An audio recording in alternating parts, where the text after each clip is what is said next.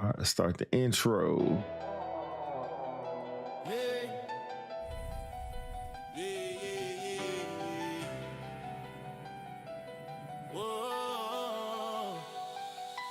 Unpopular celebrities. Yeah, we speak that truth so effortlessly. Living like no script, just energy. From the block to the base to the legacy. Unpopular, yeah, celebrities. Started with a combo, now the world leaning in. For vets in the room, let the stories begin. No filters, no scripts, just wisdom and sin. We talk hustle hard and the places we've been. From the field to the mic, that growth is the lesson. Turn pressure into presence, that's the real confession. Got the crowd tuned in for the raw and the rare. You can feel the truth breathe through the air. Unpopular celebrities. Yeah, we speak that truth so effortlessly. Living like no script, just energy. From the block to the base to the legacy. Unpopular celebrities. Talk music, talk ball, talk rank and salute. Every topic on the table, every word in pursuit. We the voice for the ones that the world overlook. Turn pain into punchlines, life into the hook. Yes, in the chair, we breaking the mold. Every episode's heat, every message is gold. No gimmicks, no mask, just purpose and peace. When the lights come on, that real don't cease. Unpopular celebrities. Yeah, we speak that truth so effortlessly. Living like no script, just energy. From the block to the base to the legacy. What's up, B2 basketball? We ain't chasing I like that fame. leg. We redefining the game. Give light to the name that the system can't tame. Got the people tuned in, cause they feel our lane. It's the voice of the real, not a chase for acclaim. Mic check, then the vibe start to settle for a host. One stage and the truth is the medal. So before that show start, let the beat breathe steady. When you hear the name, just know we ready. Oh yeah, when you hear the name, just know we ready. Unpopular celebrities. Yeah, we speak that truth so effortlessly. Living like no script, just energy. From the block to the base to the legacy. Unpopular celebrities.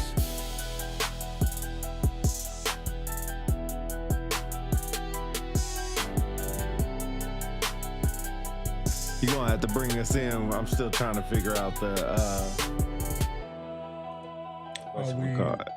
Are we live now? Like we yeah, good to go you, now? yeah, no. 2 seconds. Hold on.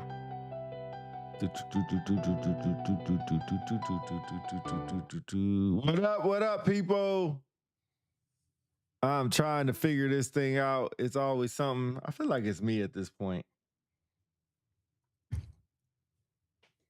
Feel like it's me. All right, we live. What's good? What's good? What's good? What's good, Happy everybody in the Sunday. building? Happy Sunday, everybody. Happy Sunday. Happy Resurrection Day. Happy Easter. All of the above. For all you folks out there, hope you're enjoying your Sunday and more importantly, your Easter. More importantly, Resurrection Day. For those who are believers in Jesus Christ, Okay. He has risen. Okay. This got religious. Happy Resurrection Day. Okay, that works. I am Philly DC. I am 1/4 of the unit that forms your unpopular celebrities. You have to the right or the left of you, depending on how you're looking at the screen. You got Pop Echo Tango Echo, the engineer who is always trying to figure out stuff to get the show going. And then you got my pup in the background. As you can see, he's in the back, posted up looking. What's up, pup? That's my pup Rocky. What's up, man? Anyway, I got distracted because he just got in the camera view. Then you got Jessica, and then you got Dell. We are your unpopular celebrities. If you found your way here, this is your first time, welcome.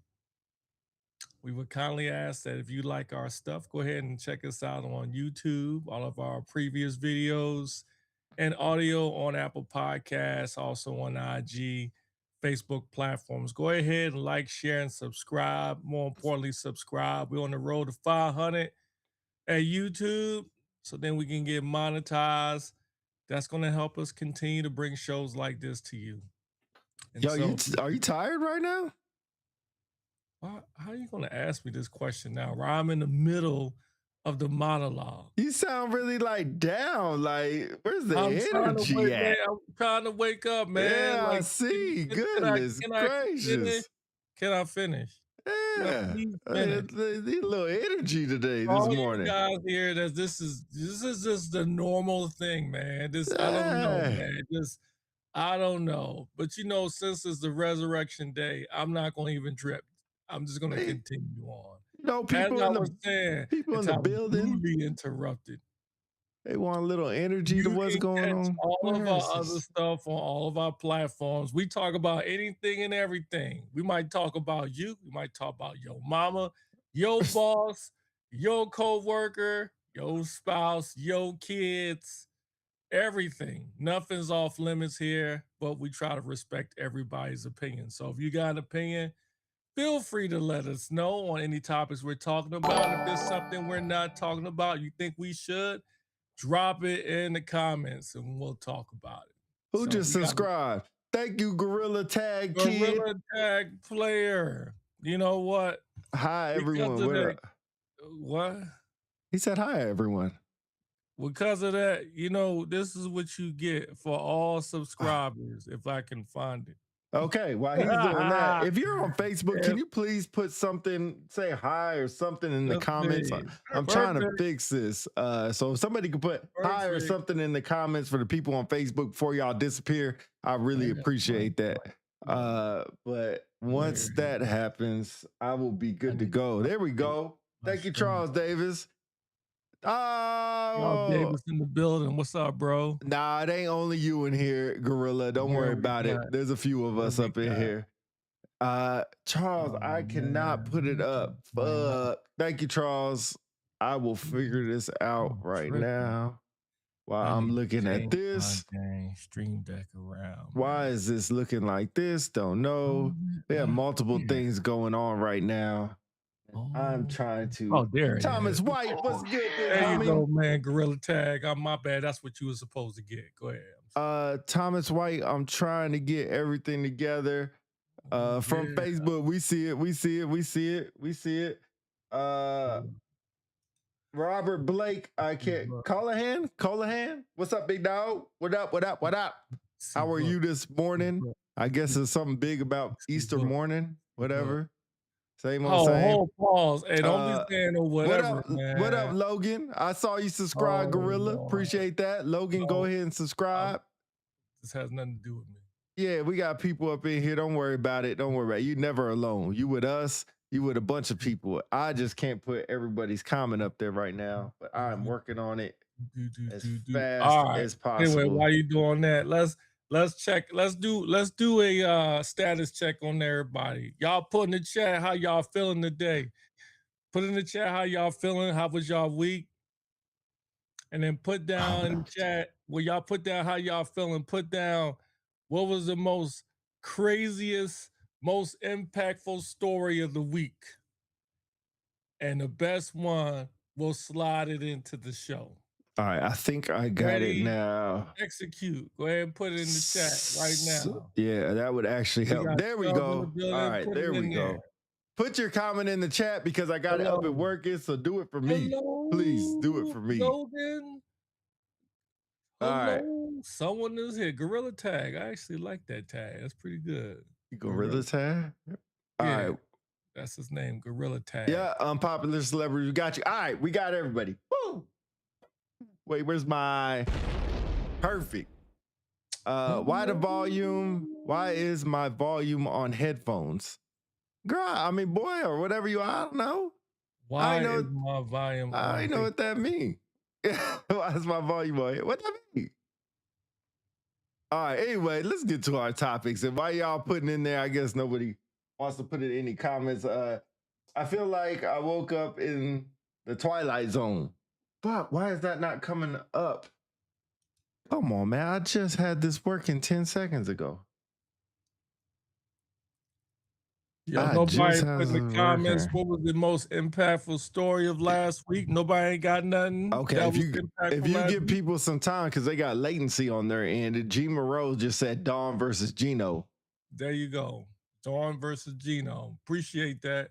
But Who else? Who else got something that was impactful I during the week? I just know y'all had got this something. working. Who else got something? Why is that not coming up on here? For me, I think it was it's a kind of a toss-up between Secretary Hegseth. We'll talk about that in a minute. And then apparently the daring rescue of the Air Force pilot. They found both of them, which was actually obviously good news. Although I don't agree with Dang, the Charles war, Davis just says even though I don't agree with the war, I'm glad they found the two pilots. So that's Charles Davis just said the exact same thing. The exact same thing. Where'd they find them at? I don't know, somewhere in Iran, I suppose. Just chilling? Were they drinking tea at somebody's house, or they didn't elaborate on that. Interesting. They just said they found them. They found them separate locations. You know, interesting story. I did when I was the command chief at DM. I was working. I did packed some parachutes with AFE. They was going over some of the equipment they put on the aircraft. Can't hear and anyone. I can't hear That's anyone. on you. That's on you, Gorilla. That's on you, Gorilla. I don't know what to help you out with that, anyway. but I appreciate just putting comments in here. Anyway, they showed the gear that they packed with the pilots, and they just put out. I saw a video or a picture on the internet the other day.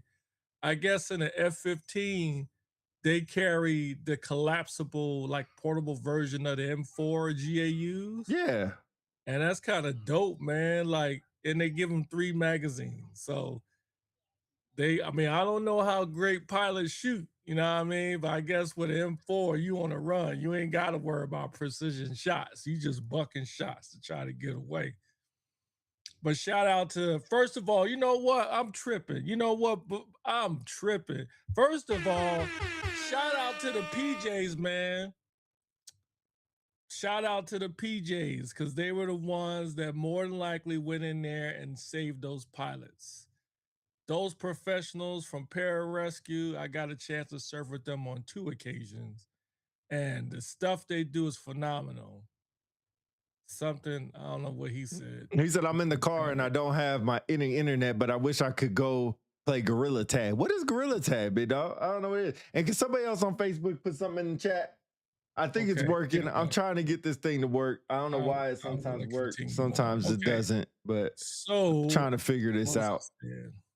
Fudge. Oh yeah. So pararescuemen, man, the stuff they do, their job is incredible, man. They are special forces. And then shout out to the SEER. Welcome to the live. Shout out to the folks that do SEER, man. Scott Roy, what's good? Them dudes are not appreciated enough, man. The type of training they give pilots and folks in certain tiers to ensure that they're ready. If they're lost in action, they can survive. So shout out to the SEER folks, man. Thomas White, I see you, bro. I appreciate it, man. I'm trying to get this on the live stream, but it's not working. I got freaking 3 Facebooks on here and none of them are working. I can't figure out what's going on. Why it's not working. Let me try this. Let's try one more thing. Nope. Yeah, I don't know. I don't know. I don't. Yeah, we can see it, but they can't see it. So we'll just have to work with it while it was. How come when I type in there though, I can see it? This is crazy. Let's try this. Pretty crazy. It's like that. But what's up, my Facebook people and Gorilla Tag? Let's just get into the topics, man. Let's stop wasting a bunch of time. Let's just get into the topics. First one we have is Pete Hegseth, your Secretary of War. If you don't know who he is, as Shaq would say, Google me or Google him to figure out who he is and what he's up to. Big thing he did this weekend was that he signed into order authorizing installation commanders to allow military personnel, non-cops, just regular military personnel, to carry on base. He didn't say open carry. He just said carry. We can get into the video, or you can give me your thoughts on it, and then we can get into the video. Which one would you prefer? Go ahead and roll the video. All right, let's roll the video. Let me get this thing set up real quick. I think I already have it set up.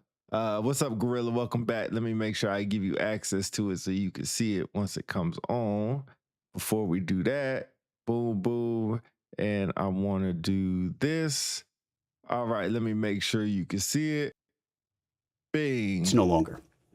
The memo I'm signing can't today hear it. directs installation commanders to allow requests for personal protection to carry a privately owned firearm, with the presumption that it is necessary for personal protection. If a request is for some reason denied, the reason for that denial will be in writing and will explain in detail the basis for that direction. Again, the presumption is service members will be able to have their Second Amendment right on post. Not all enemies are foreign, nor are they all outside our borders. Some are domestic. Confirming your God-given right to self-protection is what I'm signing into action today, and I'm proud to do so. Like everybody, they got to sign it in. Got a nice shirt though. That's fine. All right, so that was Hegseth. Do we need to run it back, or is that good? Did you hear it okay? I don't know if anybody, I didn't hear anything. Everybody else heard it. Everybody else heard it. I haven't heard. I didn't hear it. Oh, you gotta have to watch it on the Facebook thing. Do you want to run it back so you can watch it on there? No, go ahead.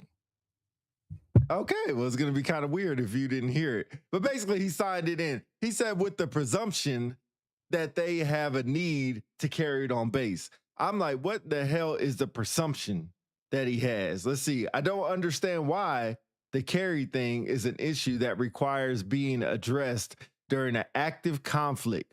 Where's the focus? That was from Joe. I can't pronounce his last name.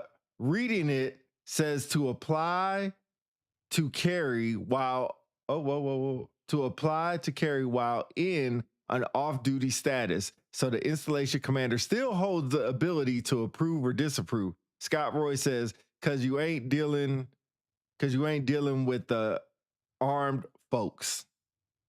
Oh, I don't understand. He was answering the question. What's the focus? Because he ain't dealing with the armed folks. It's interesting because he also said, I know you didn't hear it, but he said that if an installation commander doesn't approve it, they have to put in writing why they didn't approve it to the person.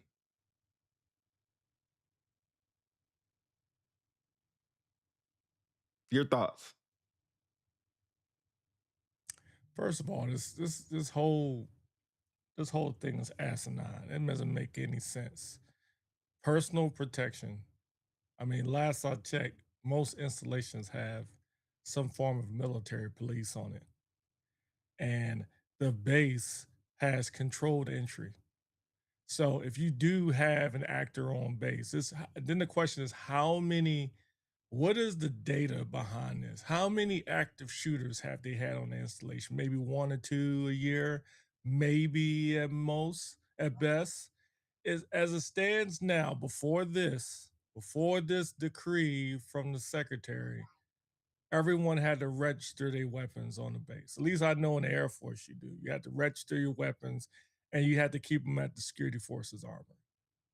So now, based on this, you can in theory take them out of the armory and wear it while you're on the base. Not to mention, folks used to come on base.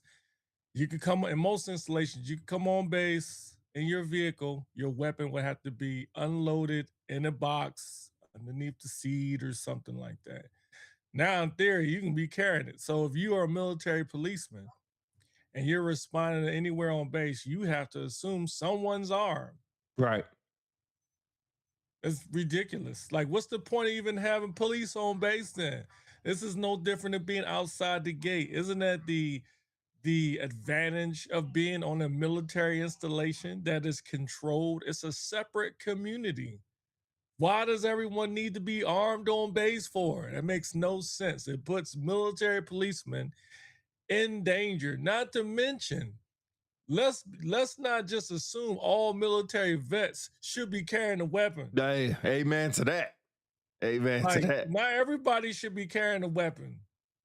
There are quite a few people who are vets that are retired that's got some PTSD issues or some kind of mental health issues. They probably shouldn't be carrying arms. And you get somebody in an argument at the commissary, and then all of a sudden it gets out of hand, somebody pull out a weapon. I don't think it makes anybody safer doing this on base at all. Let me get to these comments. Joe said, in 25 years, I never heard anyone complain about carrying on base. Charles Davis said, "Can I have my God-given First Amendment rights then?" Ooh. Wait, Second Amendment or First Amendment? Oh, speak. You want to speak? Oh, okay. Since you saying they trying to give their Second Amendment rights, you want your First Amendment rights. Got it. Nathaniel Mills said, "Could possibly see the increase in suicides in the dorms." Scott Roy laughed. Anthony Chambers said, "Why the hell does anyone need to carry on base? What conflict is anyone going to come across required to carry a firearm?" Great question. Great question, Anthony. Man, I'm mad I can't post these up there, but I'll read them and we'll just get through it. Mills said, "The accurate still are, yeah, that's accurate still until now." Joe said, "Not sure what you mean." Anthony said, "Chaos." I had a dog named Chaos. Scott Roy said, there's not a need. Folks want their weapon on base, but can pause when the national anthem comes on. Oh, but can't pause when the national anthem comes on.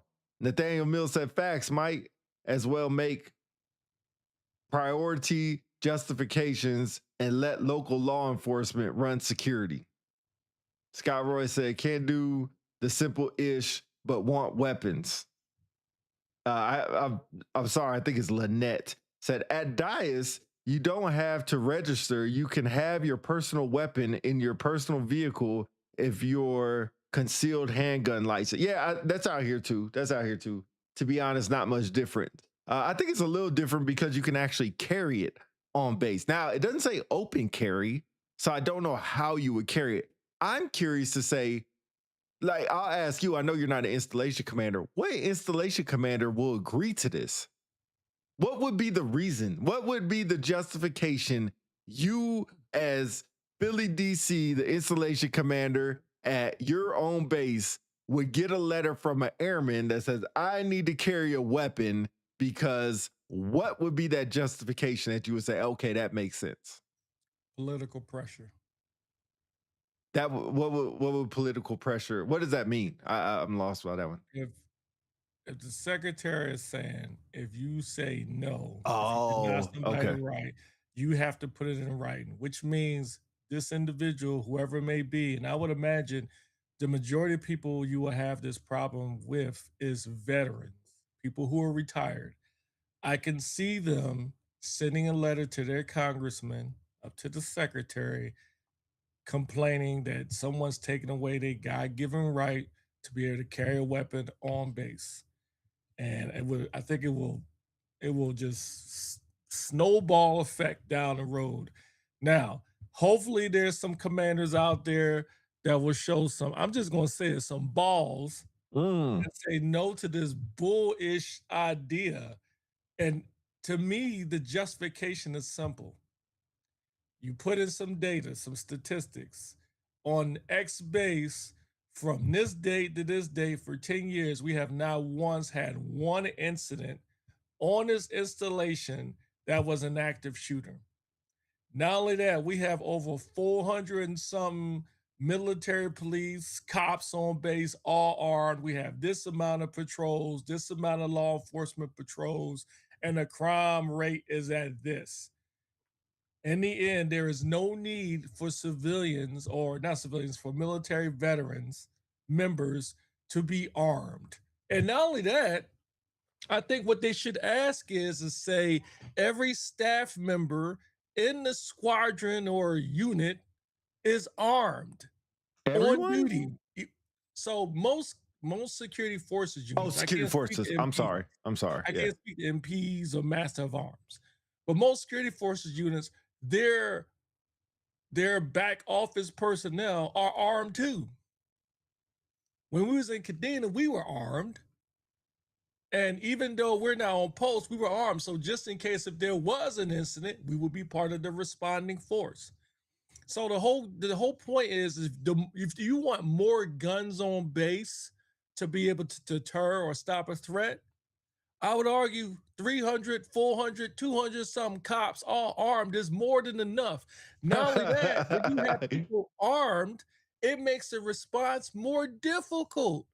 Because if you have an active shooter threat or a perception of an perceived active shooter threat, and you have regular folks who are not defenders or military police respond, man, that's gonna and be then they bad. arrive on scene, you don't know who the threat Yeah, is. yeah, that's a great point. Hey,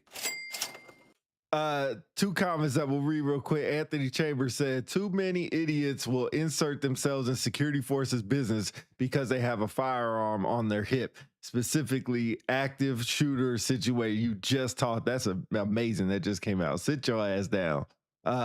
There are so many issues that they could have tackled that affect service members, more like the healthcare professionals, childcare, housing.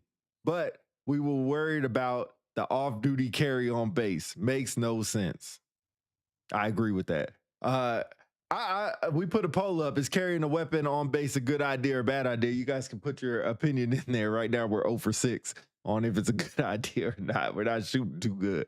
No pun intended. But that's my question, right? If you think about a cop on a routine traffic stop now, doesn't their mindset totally change? I mean, let me make sure I make it clear. It's different on outside of the base. When you're outside of a base, you have a wider area, you have a lot more people. So I can understand like states like Texas and Arizona, whatever, that allow you to carry weapons, right? So if you have a threat off the base at a supermarket, whatever, it is good to have someone there. You should want to be protected because the police have a wider area to protect. Whereas on a military installation, is in a smaller area. And the gate guards are checking people when they come through the gate, their ID. So you have some idea of the type of person you're on base. Now, could it be somebody could say, what if you have a rogue military vet or civilian that brings a gun on base to start bucking shots? Okay, cool. If you have that, you take care of it. It's still on the inside of the base. You can lock the base down. Right. And prevent people from leaving and all that stuff. You have more firepower on the base. Whereas off the base, they can be anywhere. Anywhere. So it just doesn't make sense to me. Joe asked a question. It totally changes how defenders respond to incidents on base. How will that affect how SFS trains their defenders? That's the part that I was keying in on. It would be a big mental change. And I would not be surprised. I hate to say this, but I'm going to be the one to say it. I won't be surprised if when there's a high number of people, let's say 10% of the base carries their weapon on base, that somebody will get shot. Somebody's going to get shot. I don't know if they're going to die, but somebody's going to get shot. A cop is going to shoot somebody. 100%. Hey, shout out to Joe Magi. He's my old shirt from Kadena, man. What's up, man? Good to see you. Over there in Thailand. Nathan says, not everyone is trained like SFS, such as shoot, no shoot situations, use of force, escalation versus de-escalation. Great point. But you're going to have all these people on here. And that's my question. Like, I still don't, besides political pressure, and I hope you're right that installation commanders have some kind of goal to say no. Like, what would you have to look at their mental health record? Like, would you look at what medication they're taking? Like, how would you know? You wouldn't know that information. So if Airman Snuffy writes a letter to Philly, DC, the installation commander, I say, I want to carry a weapon because basically my Secretary of War says I could. It will help me feel better protected on base. And I have the authorization to. But I'm on drugs. I'm on mental health medication. You would never know that. Yeah, before I answer that, I'll go back to Nathaniel's comment. Yeah, not everyone is trained like SFS, but you're going to have folks that claim that, when you, in theory, when you go and you decide to purchase a firearm, it is assumed that you understand the laws of that state when it comes to the use of a firearm. Like whether you brandish it, the type of, whatever. The laws of the state as far as having a firearm and how to use it is vastly, in my opinion, different than the military law. To Nathan's point, if a defender decides to pull his weapon, there's, it's been a while since I've been a defender, but I don't know if they still, I'm assuming they still do opportunity, intent, capability, the reasons to use deadly force. Defenders don't normally pull their weapon as quick or use their weapon as quick as a civilian police officer. It's not that simple. We don't walk up on traffic stops and have our weapon out unless we know ahead of time it's a threat, which is a great point in my opinion. When we respond to a traffic stop, you know why we don't pull out our gun? Because we know more likely somebody You ain't don't got no have gun. one. Yep. That's We what I'm go saying. at Yeah. what? Ready pistol. We were a ready pistol, right? But in the civilian world, if you see a car with dark tinted windows, they driving erratic, 9 times out of 10, they got their gun out or the flap is open. Especially Arizona and Texas. So anyway, and now as far as how you would determine if somebody's on medication, that's another issue, because just because somebody's on medication doesn't mean you can deny them the ability to carry firearms. Wait, if cops are on medication, they get denied. Well, they get sent to. That's a big difference. They're police officers. Wouldn't you think it's just, if I'm on whatever, I don't know what medication it is, but if I'm on said a medication and I'm security forces and the security forces commander determines that I'm not supposed to carry a firearm because the mental health providers said that I'm not supposed to carry a firearm, and then you got Airman X, who's a maintainer on the same medication, seeing the same mental health provider, he shouldn't be able to carry a weapon either. Well, that's HIPAA, right? But that's what I'm saying. That's what I'm saying. The issue comes up. That's because the installation commander wouldn't know that. But I agree. I agree. I'm agreeing with you. Oh, okay. I'm agreeing with you. I guess the point I'm trying to make is that you can't use it as a sole identifier whether or not they can carry a weapon. Because if you have a maintainer who is taking medication for, I don't know, PTSD or anxiety or depression, and you have a defender is different. Defender falls under certain rules and guidelines for being able to bear arms. Whereas a maintainer or an administrative troop, you fill in the blank, they're not peace officers or police officers, if you will. They're regular people. You can go down to the store, buy a weapon. No one's they'll do a background check on you. Mm-hmm. Yeah, but they're not going to do a mental health check to see if you can carry arms. So if I'm that maintainer and I'm taking medication for depression, I already have a gun. If I'm a gun owner, I already have a gun. Yeah. So for a commander to tell me I can't carry one because they, for some reason, know I'm taking medication for depression, I'm going to call foul. But like, look, I already got a gun. Mm-hmm. What's the issue? You just you're can't taking medication. You're unstable. How do you know that? I just say you just can't carry it on base. You can carry wherever you want off base. You just can't carry it on base. Get to a couple. Shitstorm, firestorm. Could be. This is what the secretary is talking about. All right, let's get to a couple comments while we're going. Hey, Scott Roy, I'll say since you're actively in, I would definitely look at whoever your computer person is. I don't know, reports, analysis, whoever, and create a computer system where now when they get pulled over for a routine traffic stop, you having the data that says that they are authorized to carry a firearm on base. So the installation commander would have to coordinate with the defense force commander to let that information be known. I'm just saying, this is my idea. This is my idea to look forward thinking and make sure you have that information to your desk sergeant.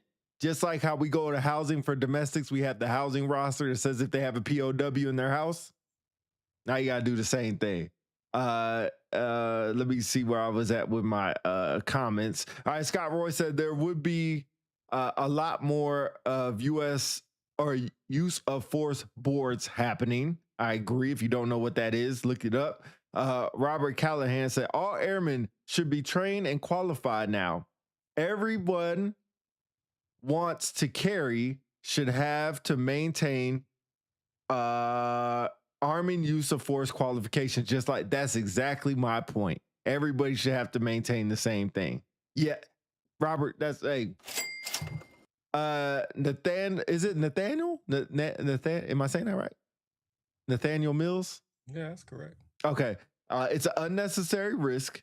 Anthony said this is another case of Department of War rolling something out to the masses, 20% ready to implement. Scott Roy says the TAW, temporary army withdrawal. Yeah, that's what the cops use to know if you're armed or not, or supposed to be what the armory uses. Joe says, Joe said it really introduces an unnecessary risk in an environment that was seemingly pretty safe for service members prior to this. Robert says the various unit commanders should maintain arming requirement standards as SFS. Nathaniel says they just opened up Pandora's box, increasing on base suicides and insider threats. I got one question about the insider threats too. And Scott Roy says, of course, we publishing to the wing commander to not approve, especially with the customers that come on Andrews.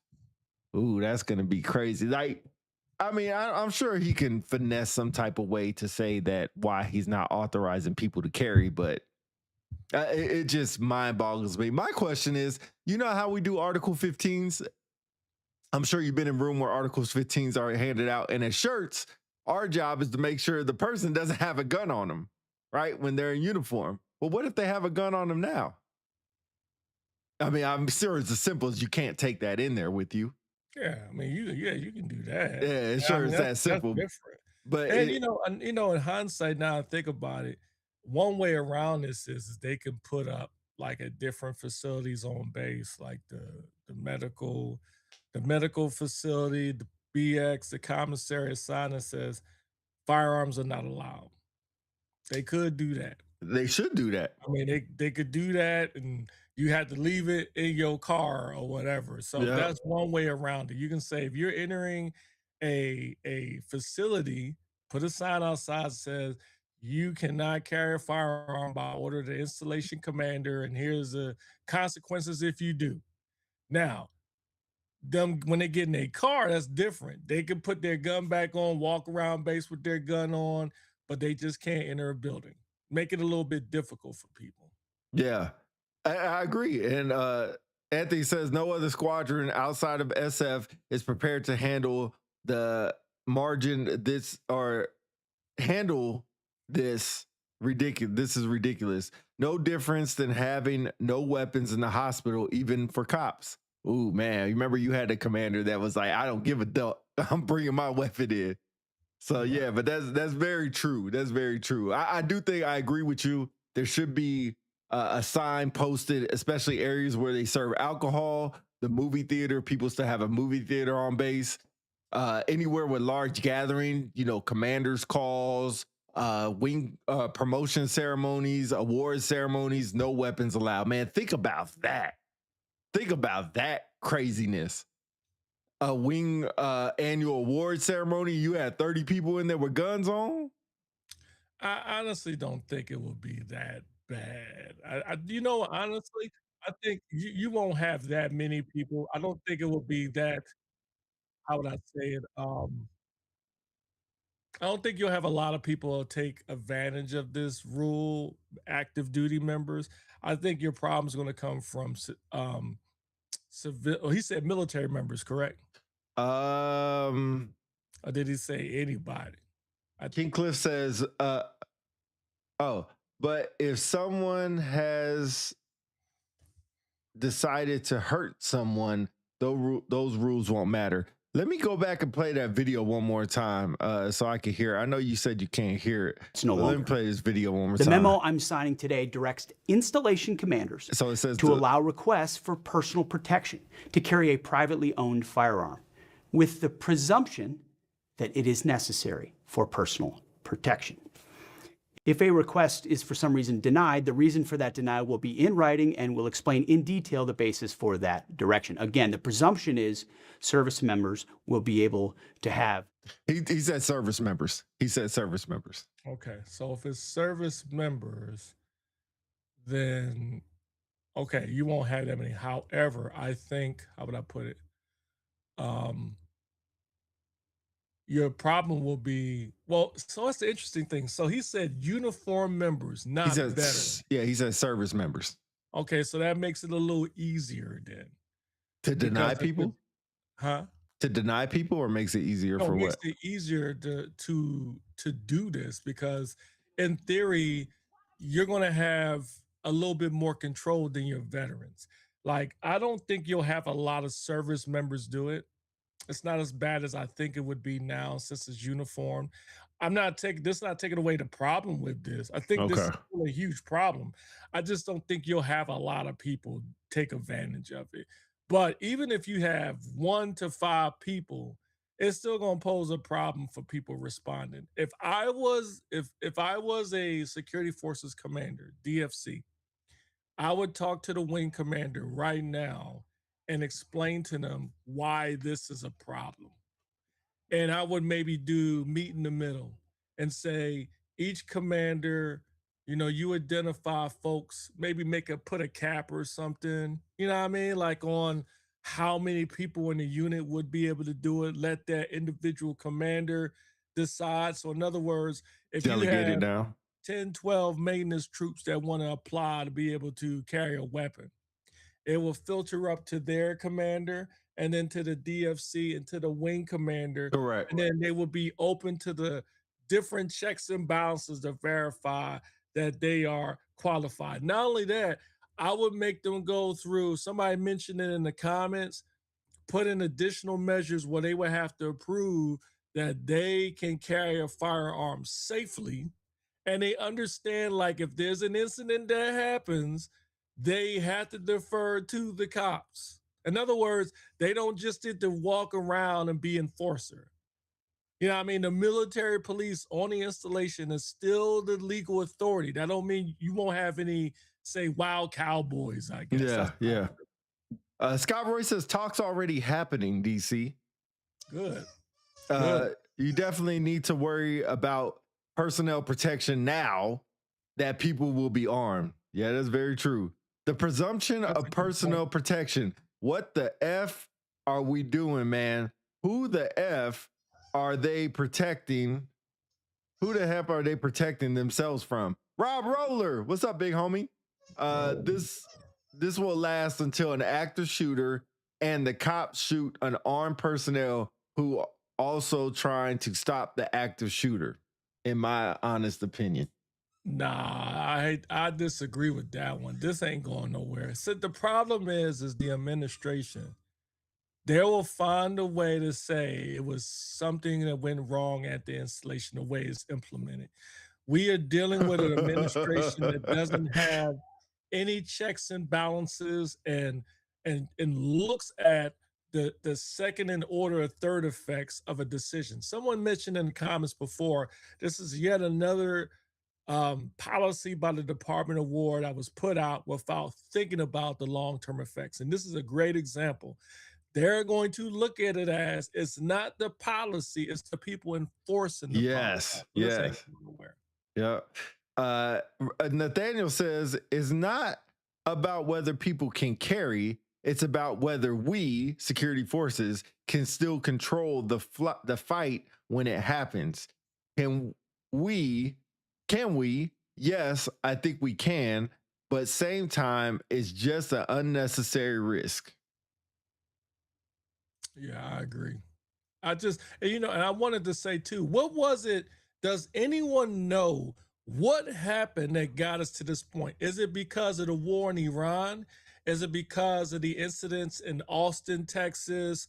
Or I forgot the other state, you know what I mean? When they had remember the guy in Austin, Texas who went to the bar and started shooting up people, right? Is it because of that? Because if it is, we've had incidents like this in the past, worse than this. Correct. And unless someone can tell me there was an incident recently on a military base where it was a bunch of people got killed, I can't remember. How do we get to this point? Yeah. Oh, Leonard Anderson said Fort Hood. What's up, Leonard Anderson? Big homie. At Fort Hood? I guess they're shooting at Fort Hood. What happened and what day was it? I'll look that up. Joe asked a question for you. Do you have the Facebook pulled up or no?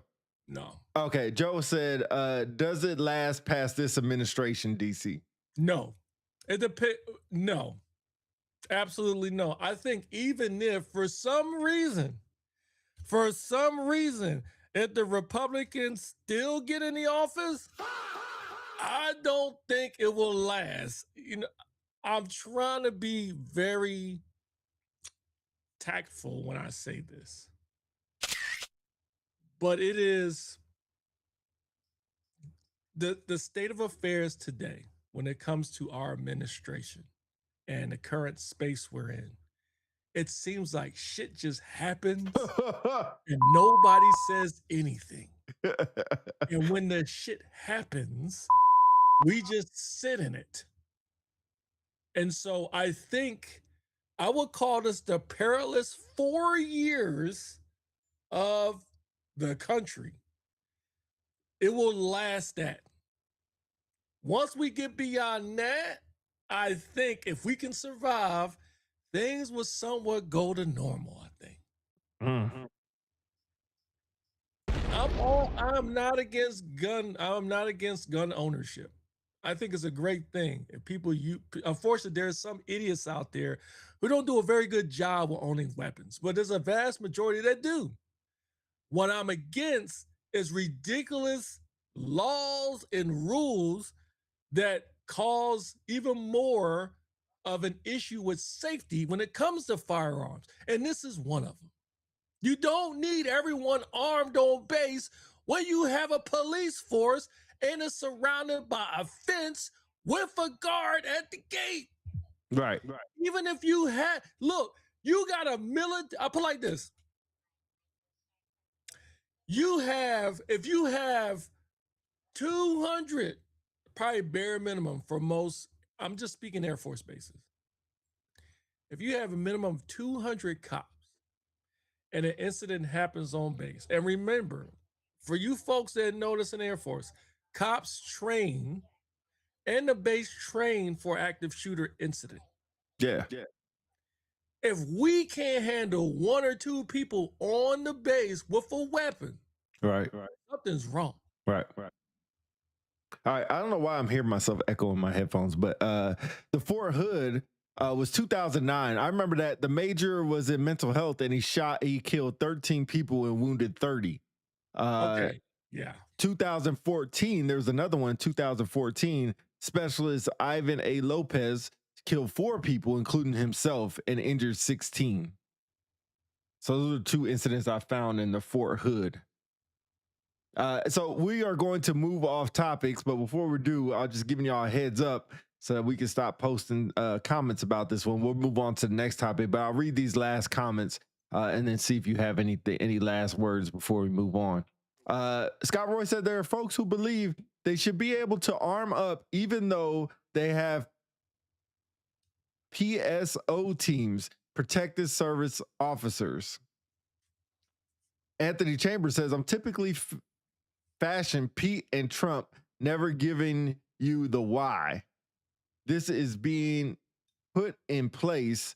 Besides, it's our Second Amendment right. That's not good enough. There has to be a reasonable issue at hand requiring this. Scott Roy said, folks, as in top members in military, general officers. I don't know. I missed that one. So general officers, they're issued a pistol. They, when they were appointed, issued a pistol. But I've never served with all general officers, but the ones I served with, they didn't carry a gun. That's very true. Carry a gun. All right, we're about to close this poll out too. So if you have any last things you want to put in that poll, let us know. We'll read that as soon as we get done.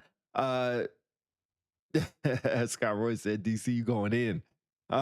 Joe said, I've been out for 3 years and there's been a recent push by military to carry on base. This seems like it's coming out of nowhere. My point exactly. And going back to your comment or your research on Fort Hood and Fort Stewart, I was looking for an event that has occurred in the last 2 years. Oh, I don't think there has been. These two, my point exactly, and to what Joe was saying, where is this coming from? It's almost like, hey, they wake up. You know what would be cool to do? I've always wanted to carry a gun on base. And Double kill. You know what? That's a great idea. You know, we'll be the first administration in history to be able to allow this. Let's just do it. And then somebody in the room will be like, what would be the joint? They'd be like, what would be the reason why we would do this? Because we're going to do it anyway. Yeah. F them all. Do It's it. almost And like- let's do a press conference about it. It's almost like, it would be cool, wouldn't it? Yeah, it would be cool. Like, I don't understand it. Next thing you know, they're going to be like, everybody is on. They're going to have another press conference with another gold Sharpie or whatever and say, you know, everyone is authorized to carry an AT-4 and a grenade on your hip on base. Hey, it might be. Leonard Anderson says, trying to civilianize more than the expectation that base LE will have the same level of experience as civilians is a similar situation. But how often is our on-base LE involved in a situation where a gun is at play? Huge learning curve. Yep, we talked about that. I don't know what that learning curve would be. To me, it'd be catastrophic.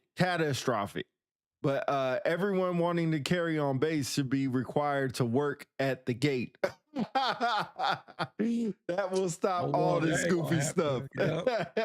Good Happy point. Easter Rick reviews, but I see you, dog.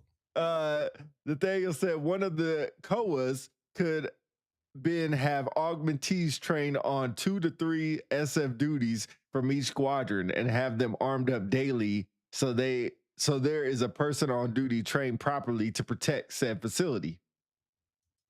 Brad Rashad said, from what I see on the Cadam range, this idea should scare everybody. What's up, Big E? Big Eric, bro. What's up, big dog? The base that's located in Albuquerque is in the middle of a war zone. So not sure why we need to carry on pace, but definitely need to carry in the area. And Russell E. Wright says, stop the madness, please. Double kill. Hey, I see Russell Waite is in the comments, man. Hey, Russell Waite, hey, you being in the position you in, I'm curious to hear your opinion on it. I know you said stop the madness, please, but being in your circle and in your area, I'm curious to hear what you would think, being a defender in your own right. I'm curious, especially one that works in policy and leadership. So, but somebody mentioned something earlier about augmentees. You know, when we work with augmentees, just seeing some of the things they did at the Clearing Barrel, and to think you want them to carry a gun on base? No. Anyway.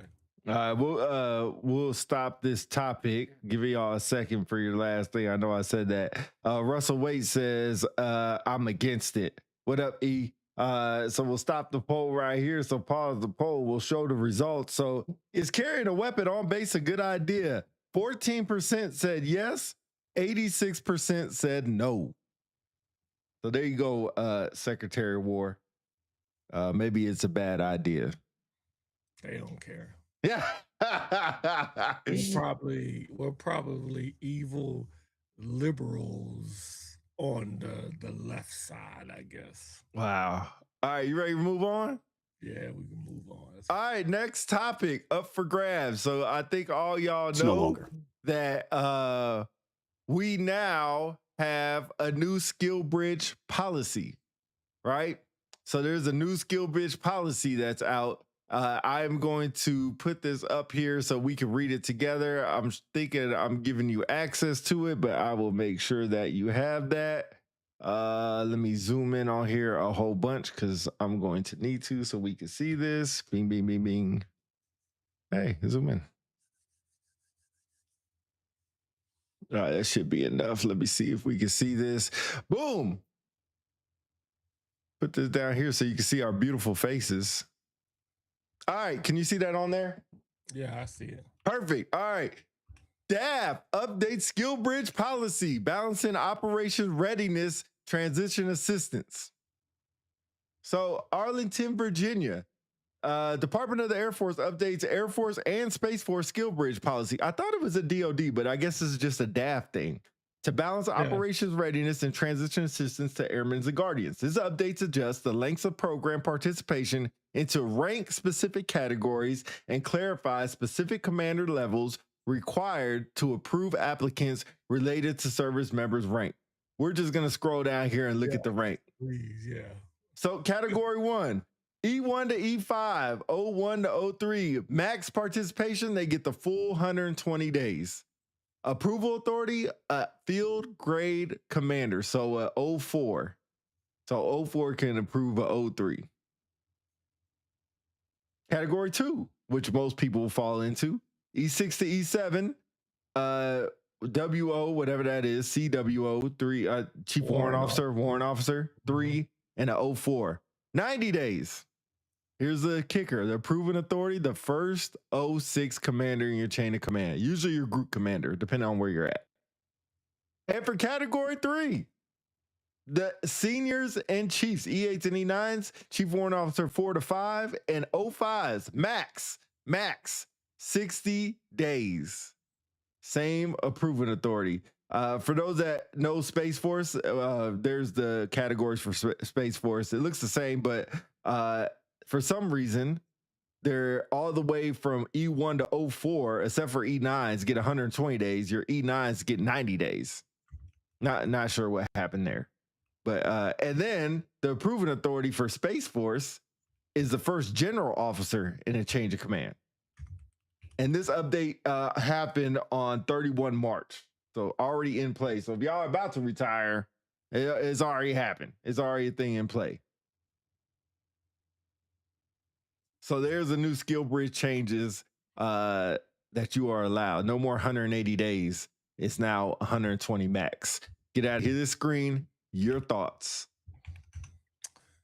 So the first thing I want to make sure I level set is this was an Air Force policy change. This now mirrors the Army policy, which was in place for quite some time already. That's why I was surprised it's just a DAF. No, this is the Air Force change. The Army changed it a while ago. So now we're on par with the Army. Now, that being said, I think across the board, this is a bad idea. I get it. Like what I was going to say, if you're going to make the argument, because there's surprisingly looking at social media, there are actually some people that are for this, that are in uniform. And it's usually your senior leaders. From what I've read, when I mean senior leaders, like your E7 and above. And I think those people that are all for it, either they're not thinking about Skillbridge or they don't need Skillbridge. Well, you have other people who actually want to partake in Skillbridge. We got to look at that. The whole purpose of Skillbridge, this does not meet it. I think it should have been strictly based on the commanders. Let the commanders decide. Don't put an exact timeline in place because everybody mileage varies. Exactly. You may have a group superintendent who's a chief who 9 times out of 10 has a replacement to take their position. What more do you need them for or her for? You may have a commander who is retiring and he does a change of command. What more do you need them for? You may have an airman in a 1D position and they want to take Skillbridge, but they don't have a replacement. You may be in a unit, a cop unit, where you're losing an airman and you're already 20 short. It's hard to justify to give them the whole benefit and you're low on manning. So you adjust it. You say, hey, look, I know you want to take the whole 120 days, but we're short of a person. Instead of 120, I'll give you 60. I'll see you 60. And they work it out. It's like a negotiation. To Rodney Dunn's point, this is another piece of the topic. I won't go into that because then I'll go on all day. I'll just say it's a bad idea and I'll stop there. All right. If you want your comments read on here, you're going to have to get on YouTube like my boy Rodney Dunn did. What does an E1 to E4 need with 120 days? You literally just came in. That's what I was just going to mention. That is a controversial topic that some people say they need it the most. Rodney Dunn also says they should be used to the world workforce they just came from versus someone who been away from work for 15 to 20 years. I agree. I don't think. Go ahead. Rodney, don't worry about the message from Street Labs, bro. Put a message in there as long as you want. It just automatically does that. I got a couple messages from Facebook, so I'll read those. I'll get back to your point. Thousands of airmen's lives separated or retired have been turned upside down specifically. Chiefs have 60 days to align their force. Having to give an 06 signature is effing ridiculous. This should have been rolled out down the road, giving airmen time to properly prepare for this. Hey, agree with that. Mill said, leave the onus on the squadron commanders. Dale Brown in the building. Wrong one. There you go. Dale Brown, that was crazy. I think it goes to y'all's point when it comes to positions being filled. Maybe there's thoughts was it's easier to replace an airman CGO versus a senior NCO FGO. Two more comments. Anthony Chambers says their majority of Skillbridge opportunities are 90 to 120 days. Now I have 60 days, 60 effing days to work with. Make it make sense. I totally agree with that. So, because now it's like, I thought Skillbridge, the point of it originally was to get adapted into the workforce. Another subtitle under A is also so that I can find an employer to work for. How are they going to evaluate me in 60 days? They're just basically teaching me the job. Like, here you go, we're going to teach you the job. Or they're just going to put you in a broom closet and tell you to sit there and we get free labor out of you. Sweep up the hallways every 20 minutes.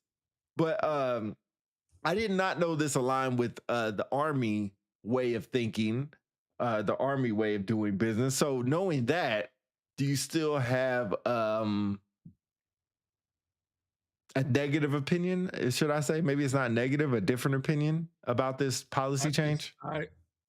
I disagree with the policy change. I think they should leave the onus on the commanders. And it gives me the feeling that when I was in, we had quite the push, the churn of people wanting Skillbridge. And in my formation, we have a lot of chiefs, a lot. And a lot of them that were trying to get Skillbridge were chiefs. And there were quite a few commanders would say, because we were short of like a lot of units, we were short of a lot of people. And we had a lot of processes and programs we were trying to finish. And so most commanders, they looked at it like, yo, I'm letting this chief go with all this experience. When I have all of these projects, I can use this chief on this project. But that chief that you're trying to use was not in charge of that project, but you want to roll him over. Now, I see that point, but what I disagree with is that the reason why they made Skillbridge is to help people who are transitioning from the military to the civilian career do it successfully and as fast as possible. Right. You can do it through internships, apprenticeships, fellowships, and not only that, it gives you the opportunity to kind of do that transition, work resumes, work interviewing skills, because it's not an easy transition. Newsflash, I'm telling you from experience, just because I'm a chief doesn't mean I'm easily going to transition to the civilian life. Me and you disagreed on this point. I think it's more difficult for a senior leader than an airman. Now, there are some senior leaders that do have, should I say, the hookup and can easily walk into a GS job or whatever. But what if you're not trying to walk in a GS job? Could I go into a GS job maybe and be a defender and work in policy or work on in the squadron or whatever? Probably. I have plenty of experience. But if I want to be, say, a social worker or a psychologist or an engineer, What GS job is going to hire me for that unless I have the hookup? So I should be given an opportunity to ease that transition in. Then there's the mental health issue, a mental health aspect. Not everybody is ready to leave the service after that, because when they think about, I need this chief to work this program, they're working you to the end, right? Once you leave, that's it. Mm-hmm. Is that commander calling you later and saying, hey, chief, how's the transition coming? You need help with your resume? They ain't saying that shit. Right. You're done. You're over. You're over. Right. So I'm telling people out there, when you transitioning, stop thinking about the military. They will continue on. They'll be all right. So that's why, coming back to this, I disagree with it. Let the commander make the decision. If the what we did was we allowed the commander to put in the notes, they couldn't deny it. They put in the notes the reason why they wanted to keep him or her around. Then we would look at it, and as a command team, we would decide, hey, we can be comfortable letting them go, or we would adjust the timeline, or we would say no, and then we would talk to the member. I think that worked fine. Why not keep it that way? Rodney Dunn says you will not get a backfill for personnel you let take Skillbridge. So I agree with Chief on making sure to look at your manning percentages. I think that's what it's all. Well, that's what I remember it being. It depends on all in your manning percentages. Nathaniel says exactly. It's supposed to help with transition. Ain't being in the civilian world since 2008. LOL, bro. Make it make sense. 60 days is crazy. Yeah, 60 days is not really a lot of time to do anything. I mean, think how fast 60 days came for us. I mean, 60 days is not a lot of time to move at all. So there has to be a reason why this change happened. Has to be a reason. Well, I mean, because I think there is a perception in most circles that people were taking advantage of this. And they found that some people were doing this and not getting employment, and they were still struggling to get employment. You had some companies that were getting military members, using them as free labor, and they didn't give them a job afterwards. Then you had some people that were using Skillbridge and working another job while on Skillbridge.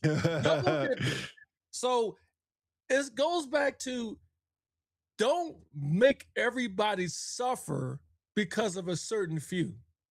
Iron it out, let commanders iron it out, and then go from there. If a commander decides, I'm not letting nobody go from Skillbridge because I don't have enough people, that's his or her right. Mm-hmm. But another squadron, the commander will be like, I'm fine. I'll take the risk. That's what they get paid for, right? Let them take the risk.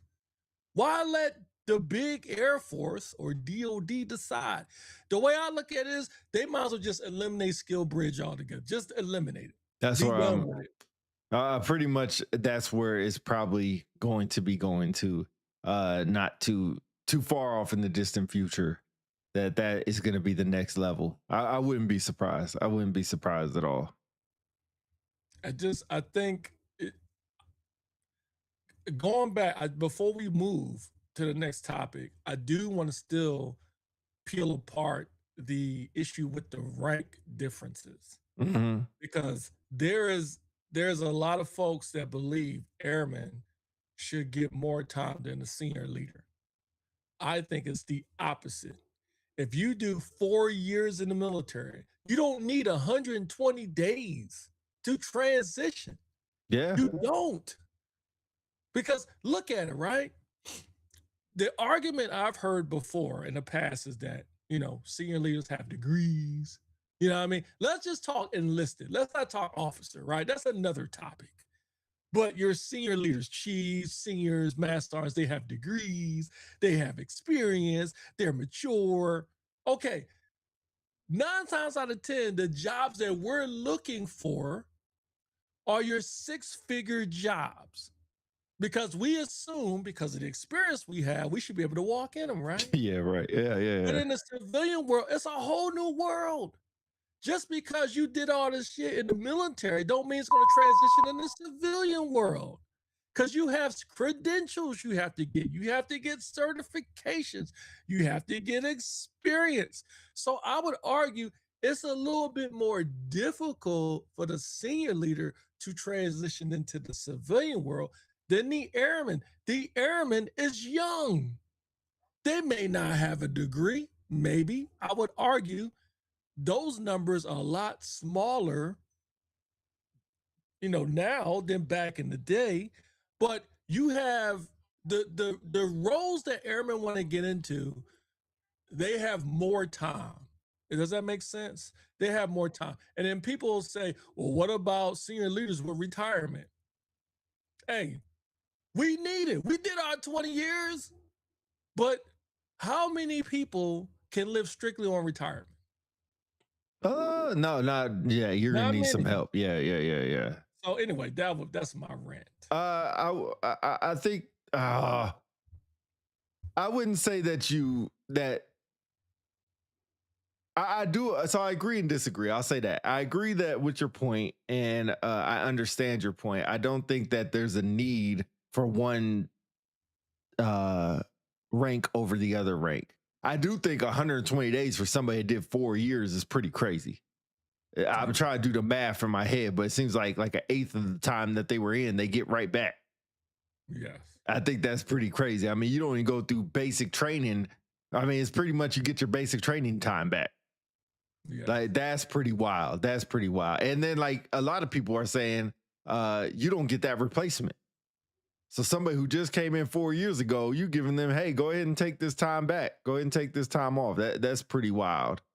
If they really want to help, what they need to do is remove the 180-day freeze period for veterans if they want to get in the GS system. If they want to help, they need to remove that shit. What's the purpose of that?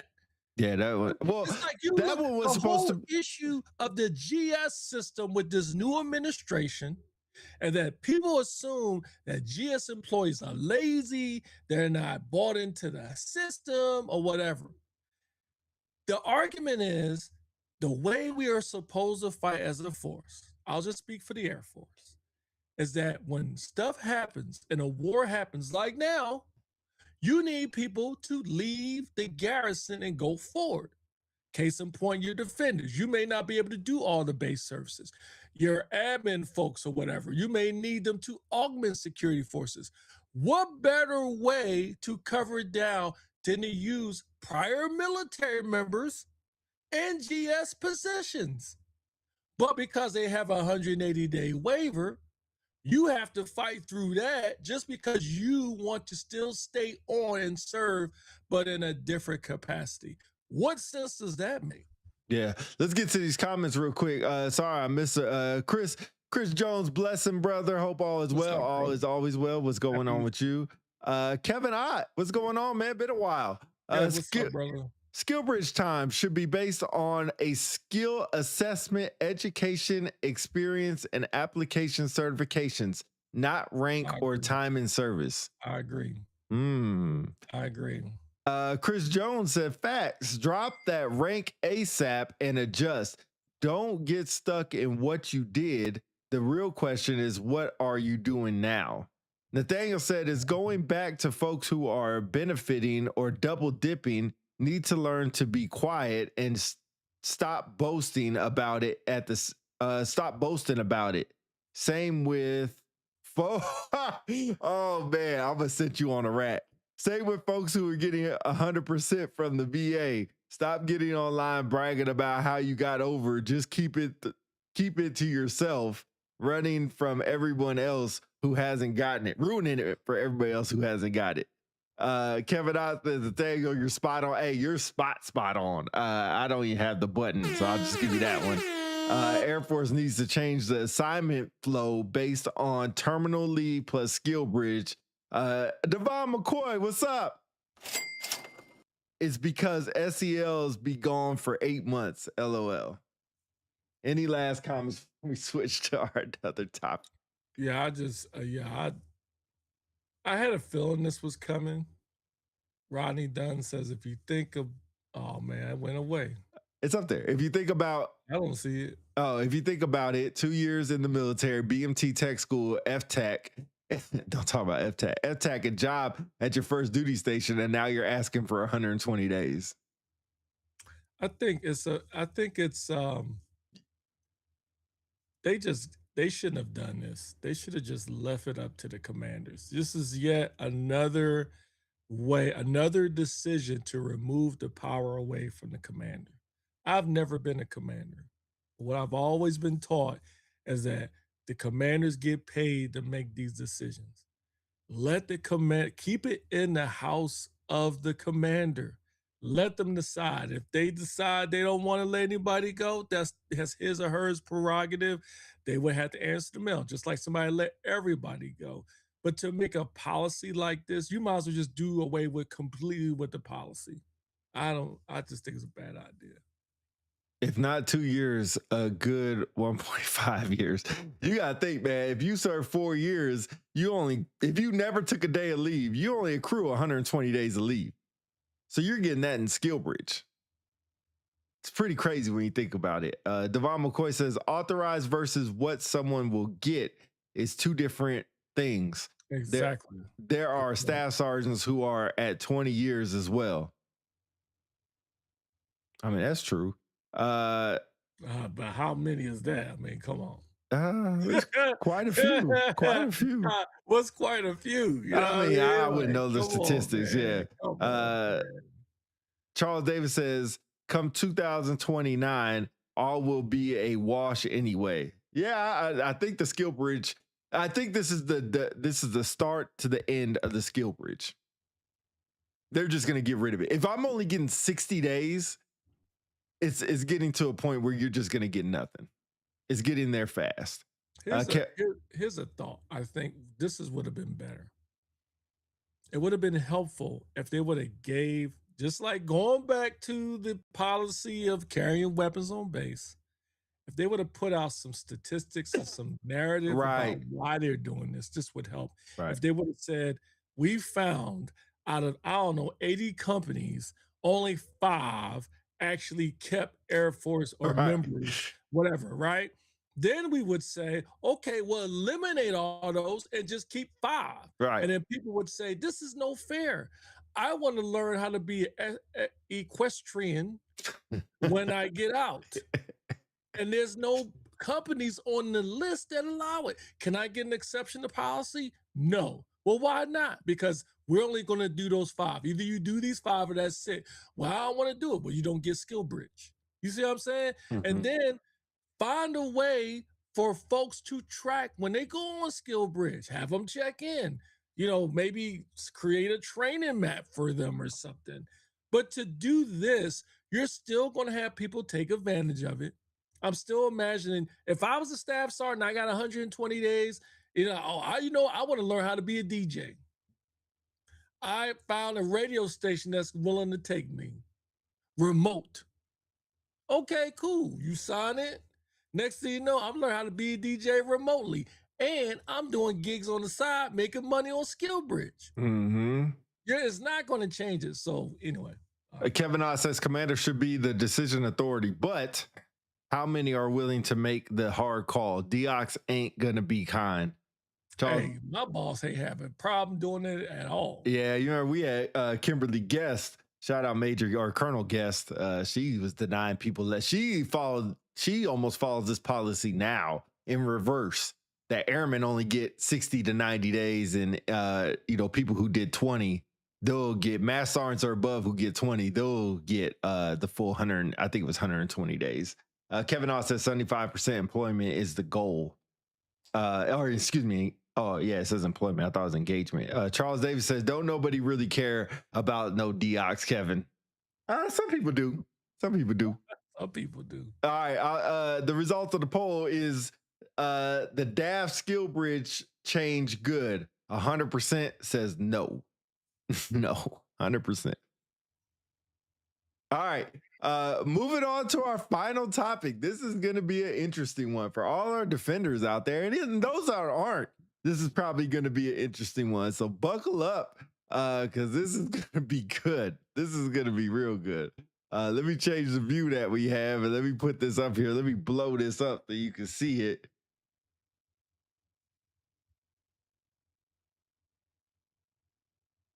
All right, this is from the Air Force Airman NCO page, the famous, infamous Airman NCO page. Let me move this over so you can see most of it. All right, allegations via inbox. Are you ready? March 30th. I'm seriously so sick of the complete effery that is Davis-Monthan Air Force Base SF unit. I know somebody who was at Davis-Monthan not too long ago. What a effing joke. Didn't we just complete a mass investigation on the, I don't know what that word is, of inappropriate relationships among senior COs and subordinates, not to mention the blow up on the Deox, shout out Kevin Ott, the Deox that has been initiated further investigation. Tell me why this dude, Mass Sergeant F-Boy, who has his own section, aka one of the primary senior COs who sleeps with troops, was pulled over on Friday night on base by subordinate airmen, and he's drunk AF. Started blowing up the emergency BDOC line while hit information is being ran on patrols demanding they let him go. On-duty flight chief shows up to what? Brief and release. Patrols get called into Senior Mass Sergeant F-Boy's office to discuss. Told you to keep it hush-hush. Blotter entry shows traffic stop. Wild that CC and E9 don't give AF about good order and discipline. They only care about looking good in front of group and wing leadership. Good order and discipline is dead and gone. Get a grip or keep losing people. And he actually put the freaking blotter on there, which is pretty crazy. Woo! I'll just go straight to your thoughts. First of all, the person who posted this is a coward anyway. Good point. Like, good start. You got the nerve to put all this stuff out and the blotter. But you could have easily went to the IG. You could have went to the wing commander. You could have went to whoever. But you decided to blow your unit up. I'm assuming it's your unit. And post a blotter for everyone to see because you want to get your time in the sunlight. Yo, whoever you are a freaking coward, man. That's the first thing. Now to your complaint. I'm not saying it's a legit complaint. If it's true. But let's just say if it was true. And you have a master sergeant who is a trusted person in the unit, and you want to save his career, not get him in trouble or whatever. You cannot respond and then take action and then do nothing. At the least, I'm not in it anymore. Well, I've never done it. But if it was me, I would respond. I would have him go through the stuff. I would apprehend him. Right. And if he was drinking, did he say he was drinking and driving or something? Well, he said he was drunk AF in the vehicle. Okay, so, yeah. Okay. He was drunk. All right. I'm going to respond like a normal response. We're going to do the FSTs. We're going to do the we're going to do the blow test, whatever they do. You know what I mean? And if he's over the limit, we're going to apprehend him, put him in the car, and we're going to take him away. So all the patrols see it. All the airmen see it. And we're going to process him, and he's going to go through the Article 15 procedures. Now, the commander has the ability to decide what happens to said master sergeant. If the commander decides to say, hey, this is a valued person in our unit, he was going through some stuff, I'm going to be lenient on him, I'm just going to give him a letter of reprimand. It's up to the commander. It's a her call, right? So this dude, the coward, in the message, gets upset about it, that's his problem. Oh, well, it's the commander's prerogative. But what you cannot do is put it in the blotter and then don't take any action. You can't do that. So Ronnie Dunn said whoever wrote this pulled a Nino Brown. If you don't know who that is, watching New Jack City. But Kevin Ott says anonymous inbox LLL. Charles Davis said, why go to Facebook? Is this supposed to fix the situation? Question mark. Exactly. Times have certainly changed. I agree with your first point. First and foremost, I agree with that. This dude is a coward. Maybe he did go to IG. Maybe he did. But just to post this is stupid. It doesn't make any sense. It's just giving us a situation to talk about. That's number one. Number two is, if you were not the responding patrol, which it looks like in this situation, you just heard about it. You weren't the responding patrol. We're almost getting this fourth hand. Don't know how true this is. But sake of argument, let's just say it's true. Let's just say it's 100% facts, right? To your point, I agree with you. Let everything play out how it's supposed to play out. You cannot hook up cops because they're cops for all situations. Here's a situation where you can hook up a cop. Say they're coming on base and they forget their ID, but you recognize them. Oh man, I forgot it at home. Oh, I forgot it in my CAC reader, but you recognize them. Go ahead and let them on base. To me, that's a valid hookup to hook up somebody that you know is a cop. Some people just put their beret in the front of their windshield and that's a way to get away with it, right? That's a valid hookup. Almost anything else that is law broken, you are kind of hands tied behind your back for the most part. That's the first one I could think of. Devon McCoy says, devil's advocate. Here we go. I agree with the post. Their stance is about this is constantly happening with no change. Devon, you brought me into my second point. Not saying this does not happen. I'm not saying this does not happen. And if this is a way to bring light because you're so frustrated, I mean, it's a way to reach masses of people because you don't think anybody else is going to listen to you. If I'm at Devon, that's the part I will agree with.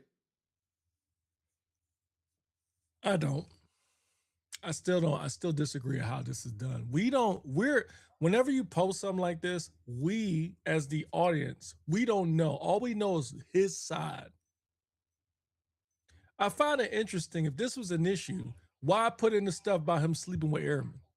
Sound like you got an axe to grind. Sound like you got a freaking axe to grind. You know what I mean? Let's really focus on the issue here. If this is consistently happening, give us more detail. All we see is there. And the sad thing is, when social media sees it, we say, oh, here we go again. People escaping the law. Defenders of foul. You don't even know what the issue is. Yes, you posted the blotter. What does the blotter say? It don't tell us much. It's not like they said, defenders responded on scene. He was drunk. We let them go. We hooked them up. It's not going to say that. Right. It's going to say they responded, emergency response, all secure, all in order. If you really got a problem, again, go to the IG, go to the wing commander, group commander, or whatever. And if you did, show us the receipts, then we can have a conversation. But this is some bullish. But again, let's just say if it did happen, if they did do that, that commander needs to be fired. Oh, that chief needs to be fired. Oh, because you do not cover up shit to save cops. If you're going to do it the legal way. You respond, you perform the test. If they're drunk and they were driving, you arrest them, you bring them back to the desk, you process them, you charge them, you send them through the Article 15 process. That's when the commander, if he or she decides to have mercy on this person and consider the stuff, maybe he was going through a mental health issue. Maybe his wife or her husband left him. Mm-hmm. Maybe he had a death in the family. And this is his or her first time in trouble. You give him a letter of reprimand, you letter of counseling, or you give him nothing. It's the commander's prerogative. Then at least they went through the whole process, but you don't respond and they get on scene and he's drunk. He fails the test or they don't do the test. They know he smells like alcohol. They know he's behind the vehicle. They know the keys is in the vehicle. And they do nothing. Yeah, then they wrong. Kevin I said, old folks have a saying, where there's smoke, there's fire. Not sure what is on fire, but something is. I think to the point. That dude. Well, to the point. The poster. Yeah, exactly. Because the part. Maybe him. You're right. Because the part that he's talking about sleeping with airmen, that has nothing to do with nothing. You're just trying to get more people on your side. Like, if this don't work, I'm gonna throw this in there just to see if other people get on my side. You read Devon's comment? It sounds like he's I've left that one out on purpose. Right. That would be a Devon comment. That would be a McCoy comment. Hey, on Facebook, man, can y'all do a roll call? Can we check in? Just say hi. We're here. Hey, what's up? UPC, we see you in the building. Put a letter in there. Put an emoji in there. Just a little roll call before we get off. We appreciate everybody being in here and all your comments as well. Went too far. He said double cheeked up on a Tuesday is crazy. Sharma, what's good? How are you? Tony Feliciano, what's going on? It's happening all the time, and common leadership tactic is a form of victim blaming. I have seen people address current an instance of senior staff addressing the problem. They lecture people on how to manage their circle of responsibility. Interesting. What's up, Freddie Kincaid? Thank y'all for tapping in. Thank y'all. What up, Sharma? I already said that. Julius Stokes, what's up, Big Sarge? I want to go back to Tony's comment. I'm trying to make sure I fully understand what he is trying to say. Okay. Now I'm waiting for them to respond. When you say it happens all the time, what do you mean it happens all the time? And a common leadership tactic. That almost, maybe from what you observe, maybe you're talking about from your perspective, and in that case, I respect that. But that's very general. Because in my circle, from what I've seen, it doesn't happen all the time. I don't know if you're saying you are saying what this guy is saying should not be analyzed in a negative light, then I disagree with you, because that is not the way to handle it. He said leaders' shortcoming being ignored due to personal relationships. Again, we don't know the full story behind this. We don't. But if this is true, then you're right. If this is true. But the reason why I call foul on this one is you bring up the dude sleeping with some airmen or whatever. It sounds like somebody got an axe to grind. And yeah, he posted the blotter, but what does the blotter tell us? You know what I mean? DC. If this is true, then yeah, this needs to be addressed. But putting it on social media doesn't help. It's not going to help the situation. You're venting to people you don't see every day. That's in the internet stream. All they're going to do is just pick apart the post, and oh, by the way, it's anonymous, so we can't even get involved anyway. But you name the base, and you put the blotter entry there, which gives me the impression that you work in the squadron.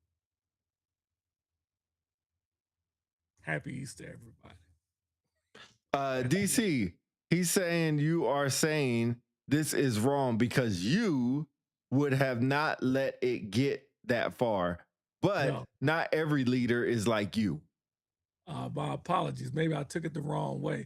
And let's be honest. I mean, like, I'm not 100% not at fault, because I'm all for every issue is different. You know how you have someone that gets in trouble and they say you're supposed to look at how long the person served, if they ever got in trouble before, if you look at all those things. So like, say if you was driving drunk and I was driving drunk, and let's say you was a shitbag troop and I wasn't a shitbag troop, and you was on your way out and I wasn't on my way out, I can see the commander being will be lenient with me versus you. Even though you're the higher ranking? That doesn't matter? Mention the rank. I didn't mention the rank. That's what But I it was. does matter. Okay. It does matter though. You know, there's some commanders out there, or people assume to think when one person gets one punishment, that's the bar. So let's say if you got a DUI and you got an Article 15, you lost your stripe, you pay 2 months of of your pay or whatever. That's the baseline. So anybody else get a DUI, that's what they get. But it doesn't, and it should not happen that way. Every situation is different. Yeah, I'll say this. I can't stand commanders who say the bar is this. This is the going rate, because every situation should be handled differently. There shouldn't be a going rate for most situations. I can see minimums, but there shouldn't be like, oh, this is the going rate. I hear that a lot from legal too. This is the going rate. This is what other commanders have done. And you don't know anything about that person's track record. You don't know anything about that person at all. You just know what other commanders have done. So yeah, I don't like that. Tony Feliciano says, this is true. Throwing a bunch of dirt seems childish. We also don't know if they have tried Deox, IG, etc. Kevin Ott says Airman NCO Senior NCO gets clicks, comments, and likes. That's what they live for. Yeah. To Kevin Ott, I will say, I think they get a lot of comments, clicks, and likes because some of their stuff is resonating with other people. No, I think it's because, respect to the Airman NCO page, because there are times when things come out that are true. Right. That gets addressed. But I would think the majority of this, the funny thing is, when they started posting positive stuff, people was getting pissed on the page. It was like, oh, this is bullish. We don't want to hear about this. It's almost turned into the Jerry Springer of Facebook groups. Right. And so in this case, the more negative stuff gets posted, the more clicks they get. True. Even if it's not even verified, if it's true, that's the problem. There's no, from what I think, it's not say, if I send something and say, my commander was sleeping with airmen, dogs, and cats, and had a satanic ritual in his backyard. I don't think they called the person or messaged and say, hey, is this really true? No. They just post it, right? Especially with juicy, you know what I'm saying? And then people jump on and add their comments to it, Anyway, but I mean, it does serve a purpose, though. I think it's a way for people to vent and say what they want to say and get it heard. So I would give them that. That can be important. So, but to being who was a command chief at Davis Mountain, if that is true, that's very disappointing to hear. And I know the command chief out there. Actually, I might reach out to him and tell him, like, yo, do you know this is happening? And I'm sure he's going to say no. He's going to say it's not true because he's a standout dude. And so is the wing commander over there. So I'm a little surprised that this is going on. But you never know. Yeah, you never know. Yeah. Well, that's all we got for today's show, man. Good show all the way around. I think it was good structure, good way of putting it together. Sorry about the Facebook comments. Another thing I had to figure out why it's acting up. Last week it worked perfectly. This week, just YouTube. So had to figure that out. Another thing I had to figure out, but we'll keep improving. Thank y'all for being on here. Any topics we missed? Any topics you wanted to double back on real quick? Would have been cool. Somebody mentioned in there the Dawn Staley thing. We can talk about that real quick. Yeah. So if you didn't know, the women's championship starts in about an hour and a half or so, maybe an hour. But before that was the Final Four. The game was in Phoenix, Arizona, between UConn and South Carolina. You got the video? No, I don't have the video pulled up. If you want to talk about it, it'd take me like 2 seconds to pull up the video. Yeah. So anyone that follows basketball, especially women's college basketball, the UConn team is usually like a powerhouse team. But for some reason, they always run into South Carolina and they have problems beating them.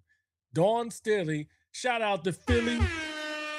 Philly native and famous former basketball player herself is the coach of the South Carolina Gamecocks. And her and Gino, let's write Ronnie Dunn, let's go Gamecocks. She has had a history with good old Gino. I can't pronounce his last name. Oriema? Ori, whatever his name is. Oriema? He's the coach of UConn. He's like 150 years old. 70 something. He acts like he's 150 years old. But as you know, in between, you know, there's a rivalry game. Plus, it's the Final Four is heated, right? So, you know, at the beginning of the game, the coaches go out there and they shake hands, right? So, Gino, after they got waxed by the Gamecocks by like more than 10 points, he was not feeling happy. So at the end of the game, Dawn goes out to go shake hands like you normally would. She shakes Gino's hand. There's an exchange between two of them. It becomes heated. Dawn Staley starts yelling at him. Gino had to be held back and all this other stuff. And so as the analysis begins, come to find out Gino is mad about two things. Well, actually, I will argue about three. The number one is because the team got snot kicked out. But the other two that he talked about was he's upset that he claims Dawn Staley made him wait 3 minutes to shake his hand at the beginning of the game. Which is not a fact because video evidence shows that Dawn Staley did shake his hand. Number two, he cannot believe so much time went by and it wasn't addressed that his player's jersey got ripped.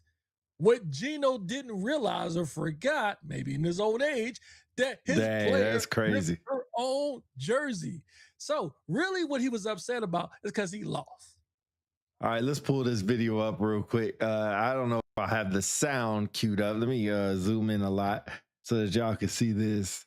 I don't think I had the sound up, but you can at least see the short and everything. There we go. All right. So this is the exchange. Post-game scrap between coaches. I don't know if the sound will work, but let's go ahead and play it. Nope, sound won't work. So then they are getting into it as a UConn coach over there, separate him, and Dawn Staley looked like she about to put hands on him. But that was the whole.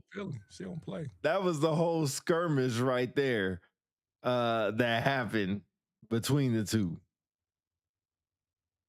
Wasn't really a big deal, but I mean, something did happen. She addressed it afterwards. So they talked about. She had her press conference about it afterwards, and she addressed everything. But I will say, like, somebody put on there, like, how old is too old to be immature? And I guess 70 something is not too old because he's definitely immature. Like I think he was just emotional. You lost. You were an undefeated team. You had high hopes. You love AZ Fudd, which I love AZ Fudd. I really love AZ Fudd. But you want to see her get a championship. It didn't happen. You were upset. And then you remember at halftime, he cussed on air talking about his team wasn't getting no calls. To Philly's point, the teammate, Sarah Stokes, I think her last name is Stokes, that ripped her jersey. She ripped her own jersey. I think she got fouled. They didn't call it, and it got a little partial tear, and then she just sit there and got mad and ripped her jersey like Superman. And he was mad at that, but she did it herself. So maybe the ref saw it. That's why they didn't call anything. I'm not sure exactly what happened with that, but pretty childish. But I understand emotions got the best of him. But he didn't want to mess with Dawn Staley. Dawn Staley would have put she would have beat the hell out of her. Sarah Strong, thank you, Gina Monroe. Thank you. But I just don't think there's an age when they say you're too old to act like that. But what about Gino? What about that's what I'm gonna go back to every time. What about Gino? Yeah, what about Gino? Yeah, he ain't too old to act like that. I will tell you, just that one exchange on the court was more interesting. The majority of the NBA games I've seen. Oh, okay. Oh, woo. Ooh, you was about to have me crash out. Yeah, but that's 100%. Hey, a lot more interesting than all the rest of the NBA games I've seen. I've seen passion. I've seen competition. But you know what? What is going on with these coaches crashing out? We didn't even talk about the Syracuse coach mad because they got to play UConn every year. Yeah, we talked about that last episode, but yeah, that girl, I've never, like, to my life, I've never heard a coach say. And I see why you love AZ Fudd. Oh my gosh, I love AZ Fudd. Yeah, she's dating Paige Beckers, but boy, do I love what? Nothing. What? Nothing. What? Say it. Nothing. What? Nothing. Move on. Oh, you stopped the whole conversation. You might as well say it now. You ain't no different than what you normally do. Move on. That's crazy. Nothing to see here. We gonna keep it 100. Can't forget about the OG Bobby Knight. Oh man, he at least crashed out on his own players. He ain't never really crashed out on another player's or another team's coach.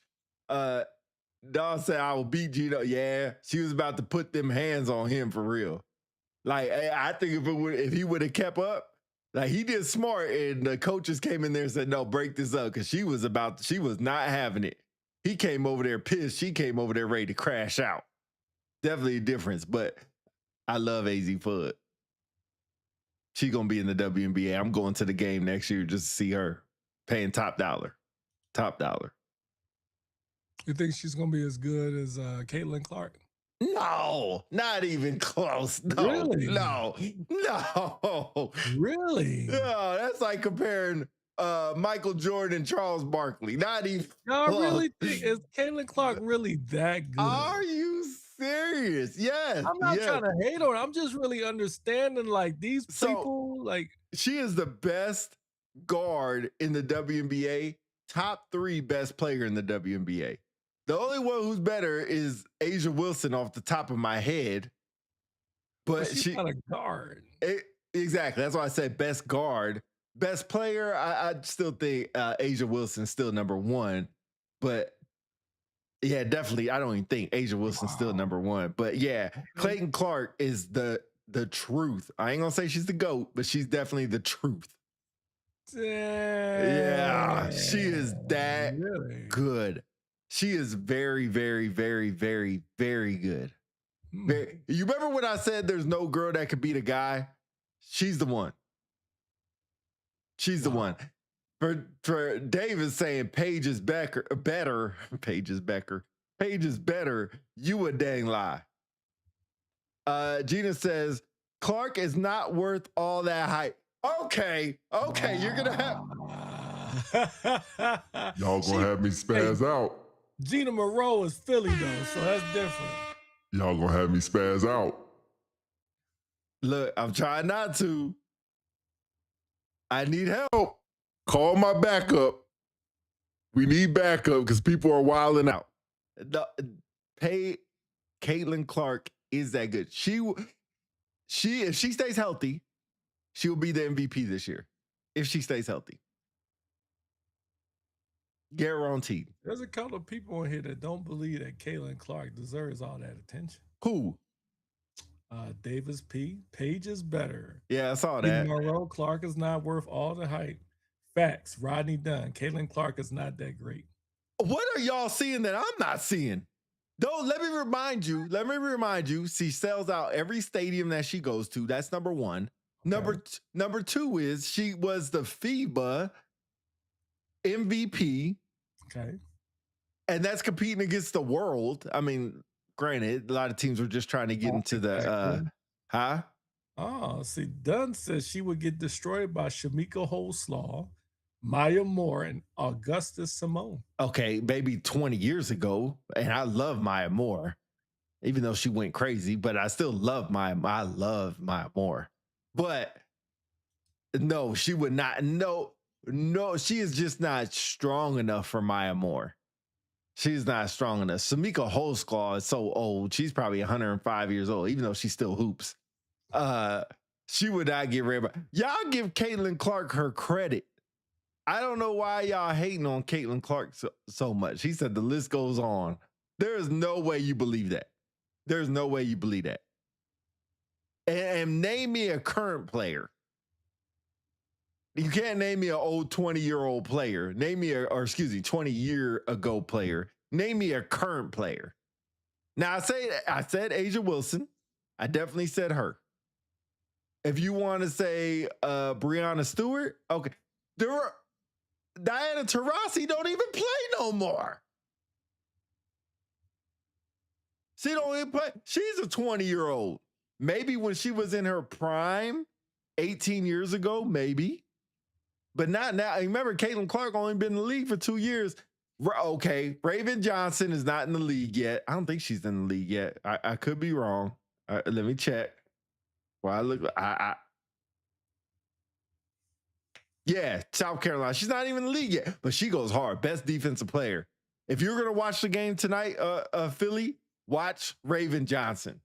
Shout out Gina, Nafisa Collier. No, Nafisa is not even nowhere close. I said Breonna Stewart. Nafisa's not even close. You crazy. She just looked better. She just looked better. That's why you like her. That's why you like her. You crazy. But last I checked, Nafisa was runner up for MVP last year. What you talking about? Okay. Was Breonna Stewart runner up for MVP last year? No, she was not. I don't think she was. I don't think she has it. CC is definitely one of them, though. Thank you, Davis. Thank you, Davis. Okay. She ain't the top two. I will ask Davis, my girl Gina, and Rodney Dunn. Do you think Caitlin Clark will get MVP this year if she stays healthy?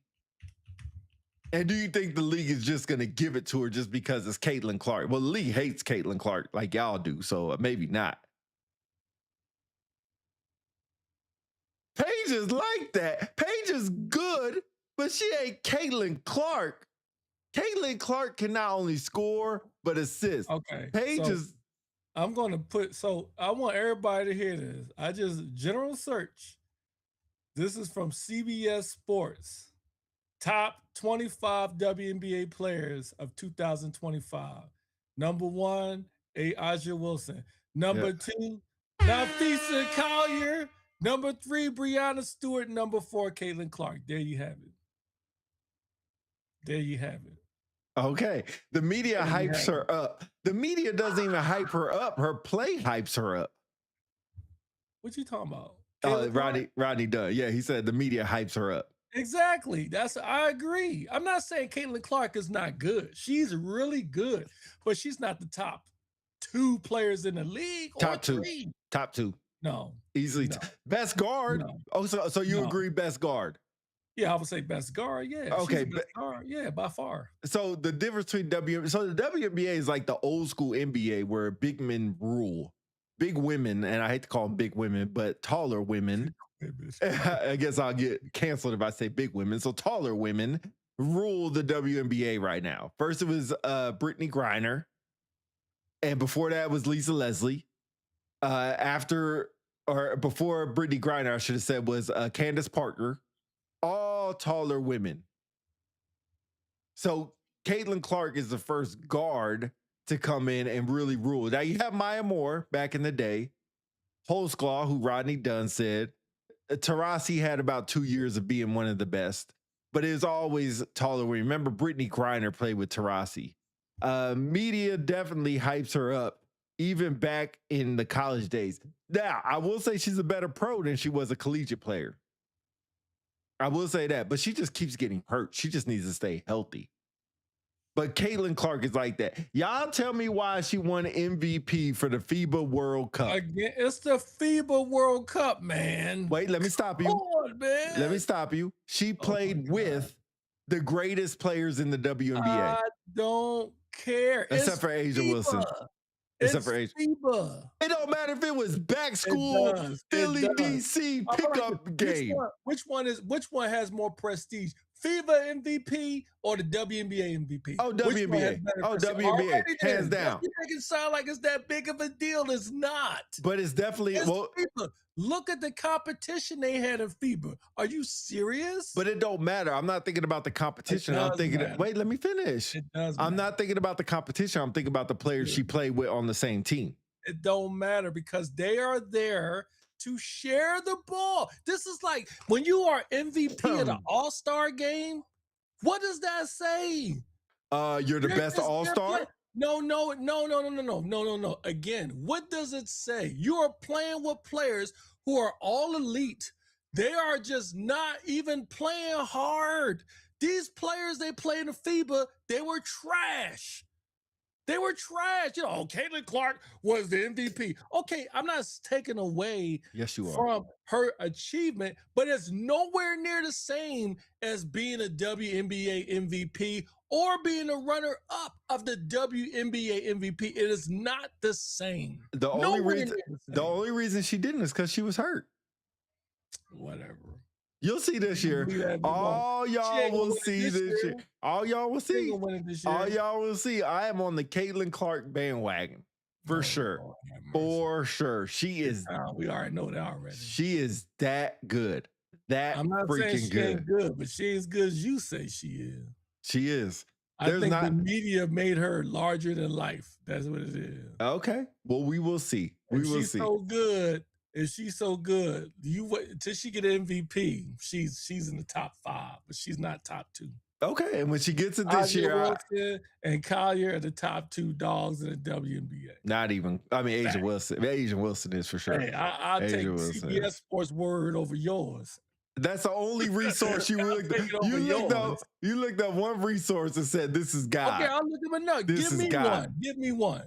Look up one. Look up. Already did. Yeah, look up ESPN, Fox. Look up. There's a bunch of other ones you can look up. NBC. I just gave you 3. I gave you one. I ain't worried about him at all. I ain't worried about him at all. Tell him, Steph. You gave me one. Tell him, Steph. Tell him, Steph. I ain't worried about him at all. I ain't worried about him at all. Tell him, Steph. We ain't worried. We ain't worried. Yeah, look up Fox. Look up NBC. Look up ESPN. There's a bunch of them you can look up. There's not just one. There's a bunch of them. Tell him one more time, Steph, in case you forget. I ain't worried about him at all. I ain't worried about him at all. We ain't worried about it, y'all. We ain't worried about it. The funny part about, I'll just leave it out. Did you look up another one? Man, these people on here know you tripping. You don't know what you talking about. Did you look up another one? I'm going to do that now. First of all, I don't know why I'm looking up. I gave you one. Where's yours at? Oh, I mean, you just giving me your opinion. I'm giving you facts. Wait, why is CBS fact? And fact? Again, I gave you a fact. In other words, something to back up my argument. Where's yours? The fact? Wait, what is your fact? Where's yours? What is your fact? My fact is Caitlin Clark is not top 2 WNBA player. That's my fact. That's not a fact. That's an opinion. No. Again, it's an opinion until you provide proof, evidentiary material, which I did. CBS Sports, where's yours at? Again, waiting. How is CBS a fact? Okay, here's another one. ESPN, top 25 players. Number 1, Aja Wilson. Nafisa Collier. Number 2. Are we looking at 2020? Are you looking at 2025? Are you looking at Brianna Stewart? She got hurt last year. She was hurt last year. She was hurt last year. It don't matter. That doesn't make no effing sense whatsoever. That's like saying Michael Jordan, the 1 year that he was not in the league, he was not the best player. That doesn't make any sense whatsoever. You can't just look up 2025 because she was hurt in 2025. So how are you going to say that? How are you possibly going to say that? It doesn't make any sense whatsoever.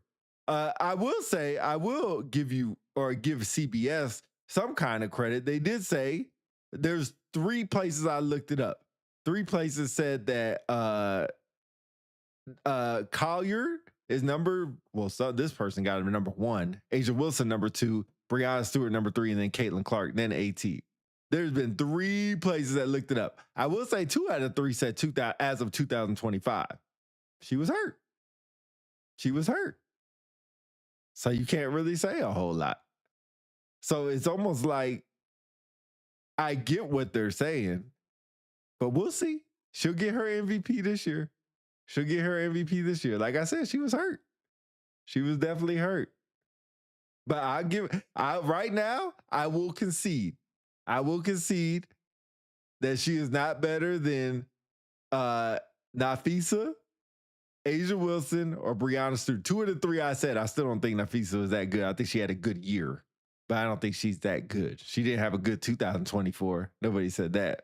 What's up, Luka guys? I guess that's Luka Doncic's brother. Not for sure, but I will concede until she gets her MVP this year. Is that fair? Is that fair? I mean, I didn't really care. Okay, so it seems like that's fair. It seems like that's fair. Seems like that's a good way to say that I have been defeated in this argument. I admit when I'm wrong. Some people can't do that. I don't mind admitting when I'm wrong. It's pretty easy to do. You just sit there and say, hey, okay, that's just my opinion. That's their opinion. We all have opinions. Nobody can say facts are facts. Some people say LeBron's better than Michael Jordan. People's opinion. Some people say Kobe's better than Michael Jordan. People's opinion.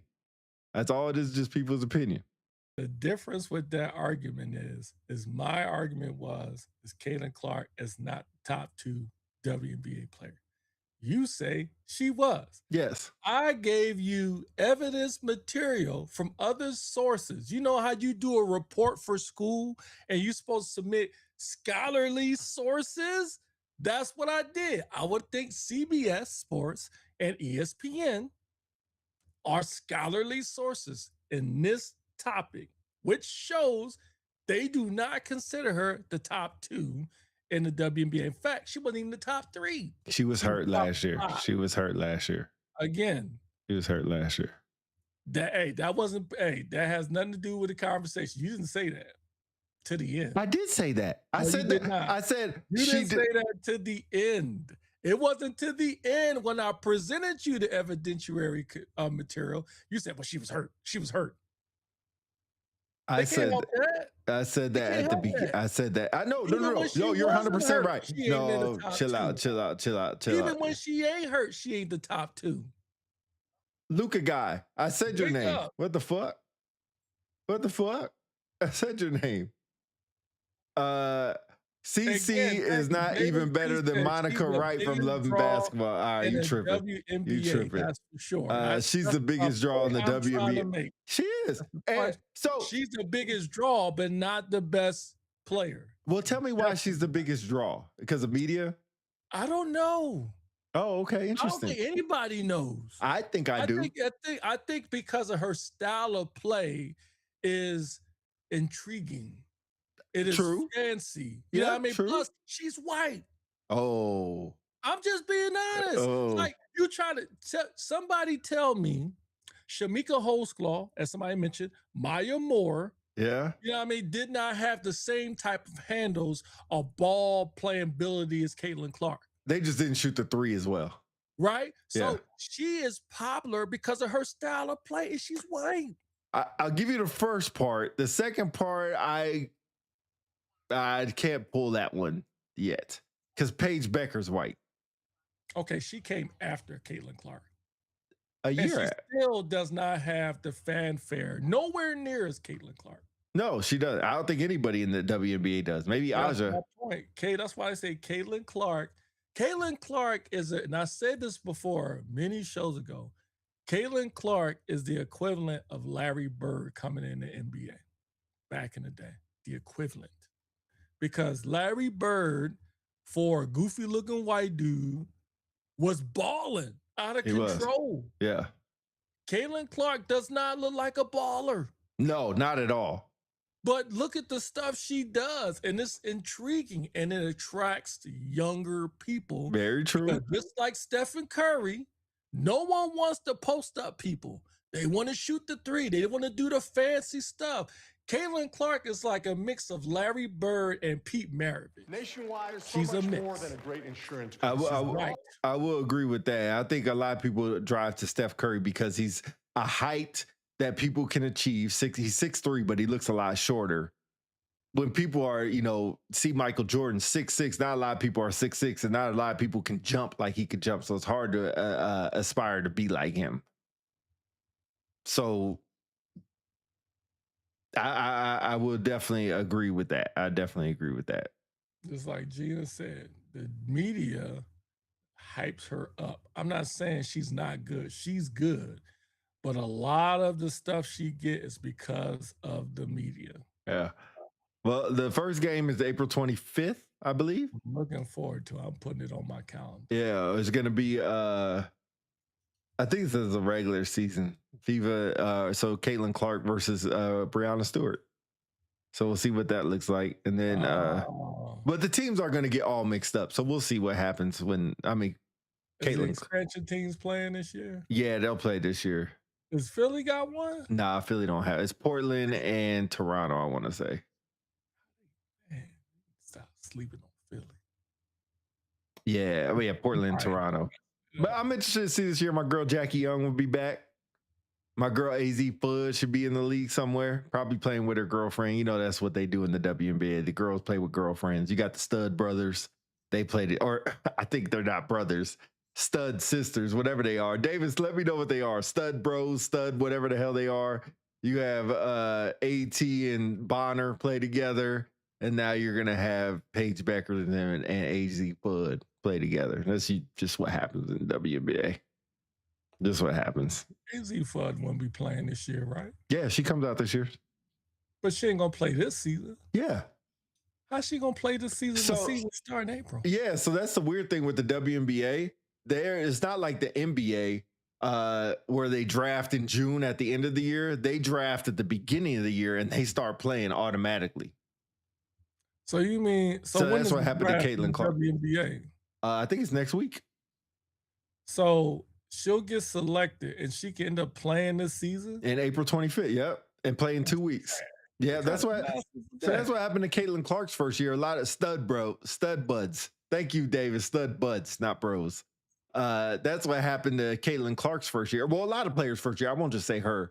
They're so tired from the college season that they come into the WNBA and they play automatically. Wow. Yeah, it's a one foul with the WNBA season, but this is the only time they can have it. They're already talking about the WNBA is going to have the worst season ever because of the the FIFA Soccer World Cup right in the middle of their season. And that's a month long. So either they don't play games for a month or they try to compete against FIFA Soccer, which is in the United States.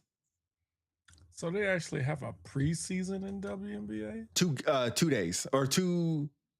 I think each team gets 2 games. I'm not sure how long it is. I'm watching that crap. Let me see. It just tells me the schedule. Yeah, the preseason is the 25th, 29th, 30th. So May 3rd. May 8th. May 8th. Good job. Yep. Man, no. Before that. No, you're right. Yeah, May 8th. Friday, May 8th. May 8th. Dang, I thought I ain't watching that preseason. Yeah, Saturday is the big game. Paige Beckers and Caitlin Clark. And then you got the rematch of the finals. Tickets are as low as $36. What game is it? Saturday, you have Paige Beckers versus May 9th. May 9th. Gotcha. Yeah. So Saturday, you have Paige Beckers versus Caitlin Clark and the rematch of the WNBA finals. Yeah, I'll circle that joint. Yeah, but preseason, I'm not watching preseason. There's no point. It's gonna be trash, man. Yeah. And even the first games of the regular season are trash. Connecticut versus New York. Connecticut was the worst team in the league last year. Washington Mystics versus the expansion team. We'll see how that goes. And Golden State, they got my girl Vanessa in there versus Seattle. Seattle's a good team. So that could be a good game. But we'll see. We'll see. Good conversation today. I'm glad they're playing WNBA. I'm glad. I'm looking forward to it. But way better than the NBA. Way better than the NBA. Yeah, I'm not watching the preseason. Nah. All right. Anyway, we up out of here. 2-hour long stream again. We get long streams, but they're not bad. This is a good stream. So appreciate everybody for being in here. Like I said, I'll get the Facebook thing working. So we'll see what's up with that. Dale Brown said, Stub Brothers, wow. Gina said, just because you are drafted doesn't guarantee you will have a spot for longevity. It does in WNBA. It definitely does in WNBA. Not the NBA. But anyway, we out of here. Unpopular celebrities. Enjoy the finals or the in about an hour and a half. So enjoy that. Go South Carolina. Go Gamecocks. UCLA does have that big girl. I can't say tall girl. I can't remember her name, but she's really good. But anyway, enjoy the game. It's always live, always fun. We out.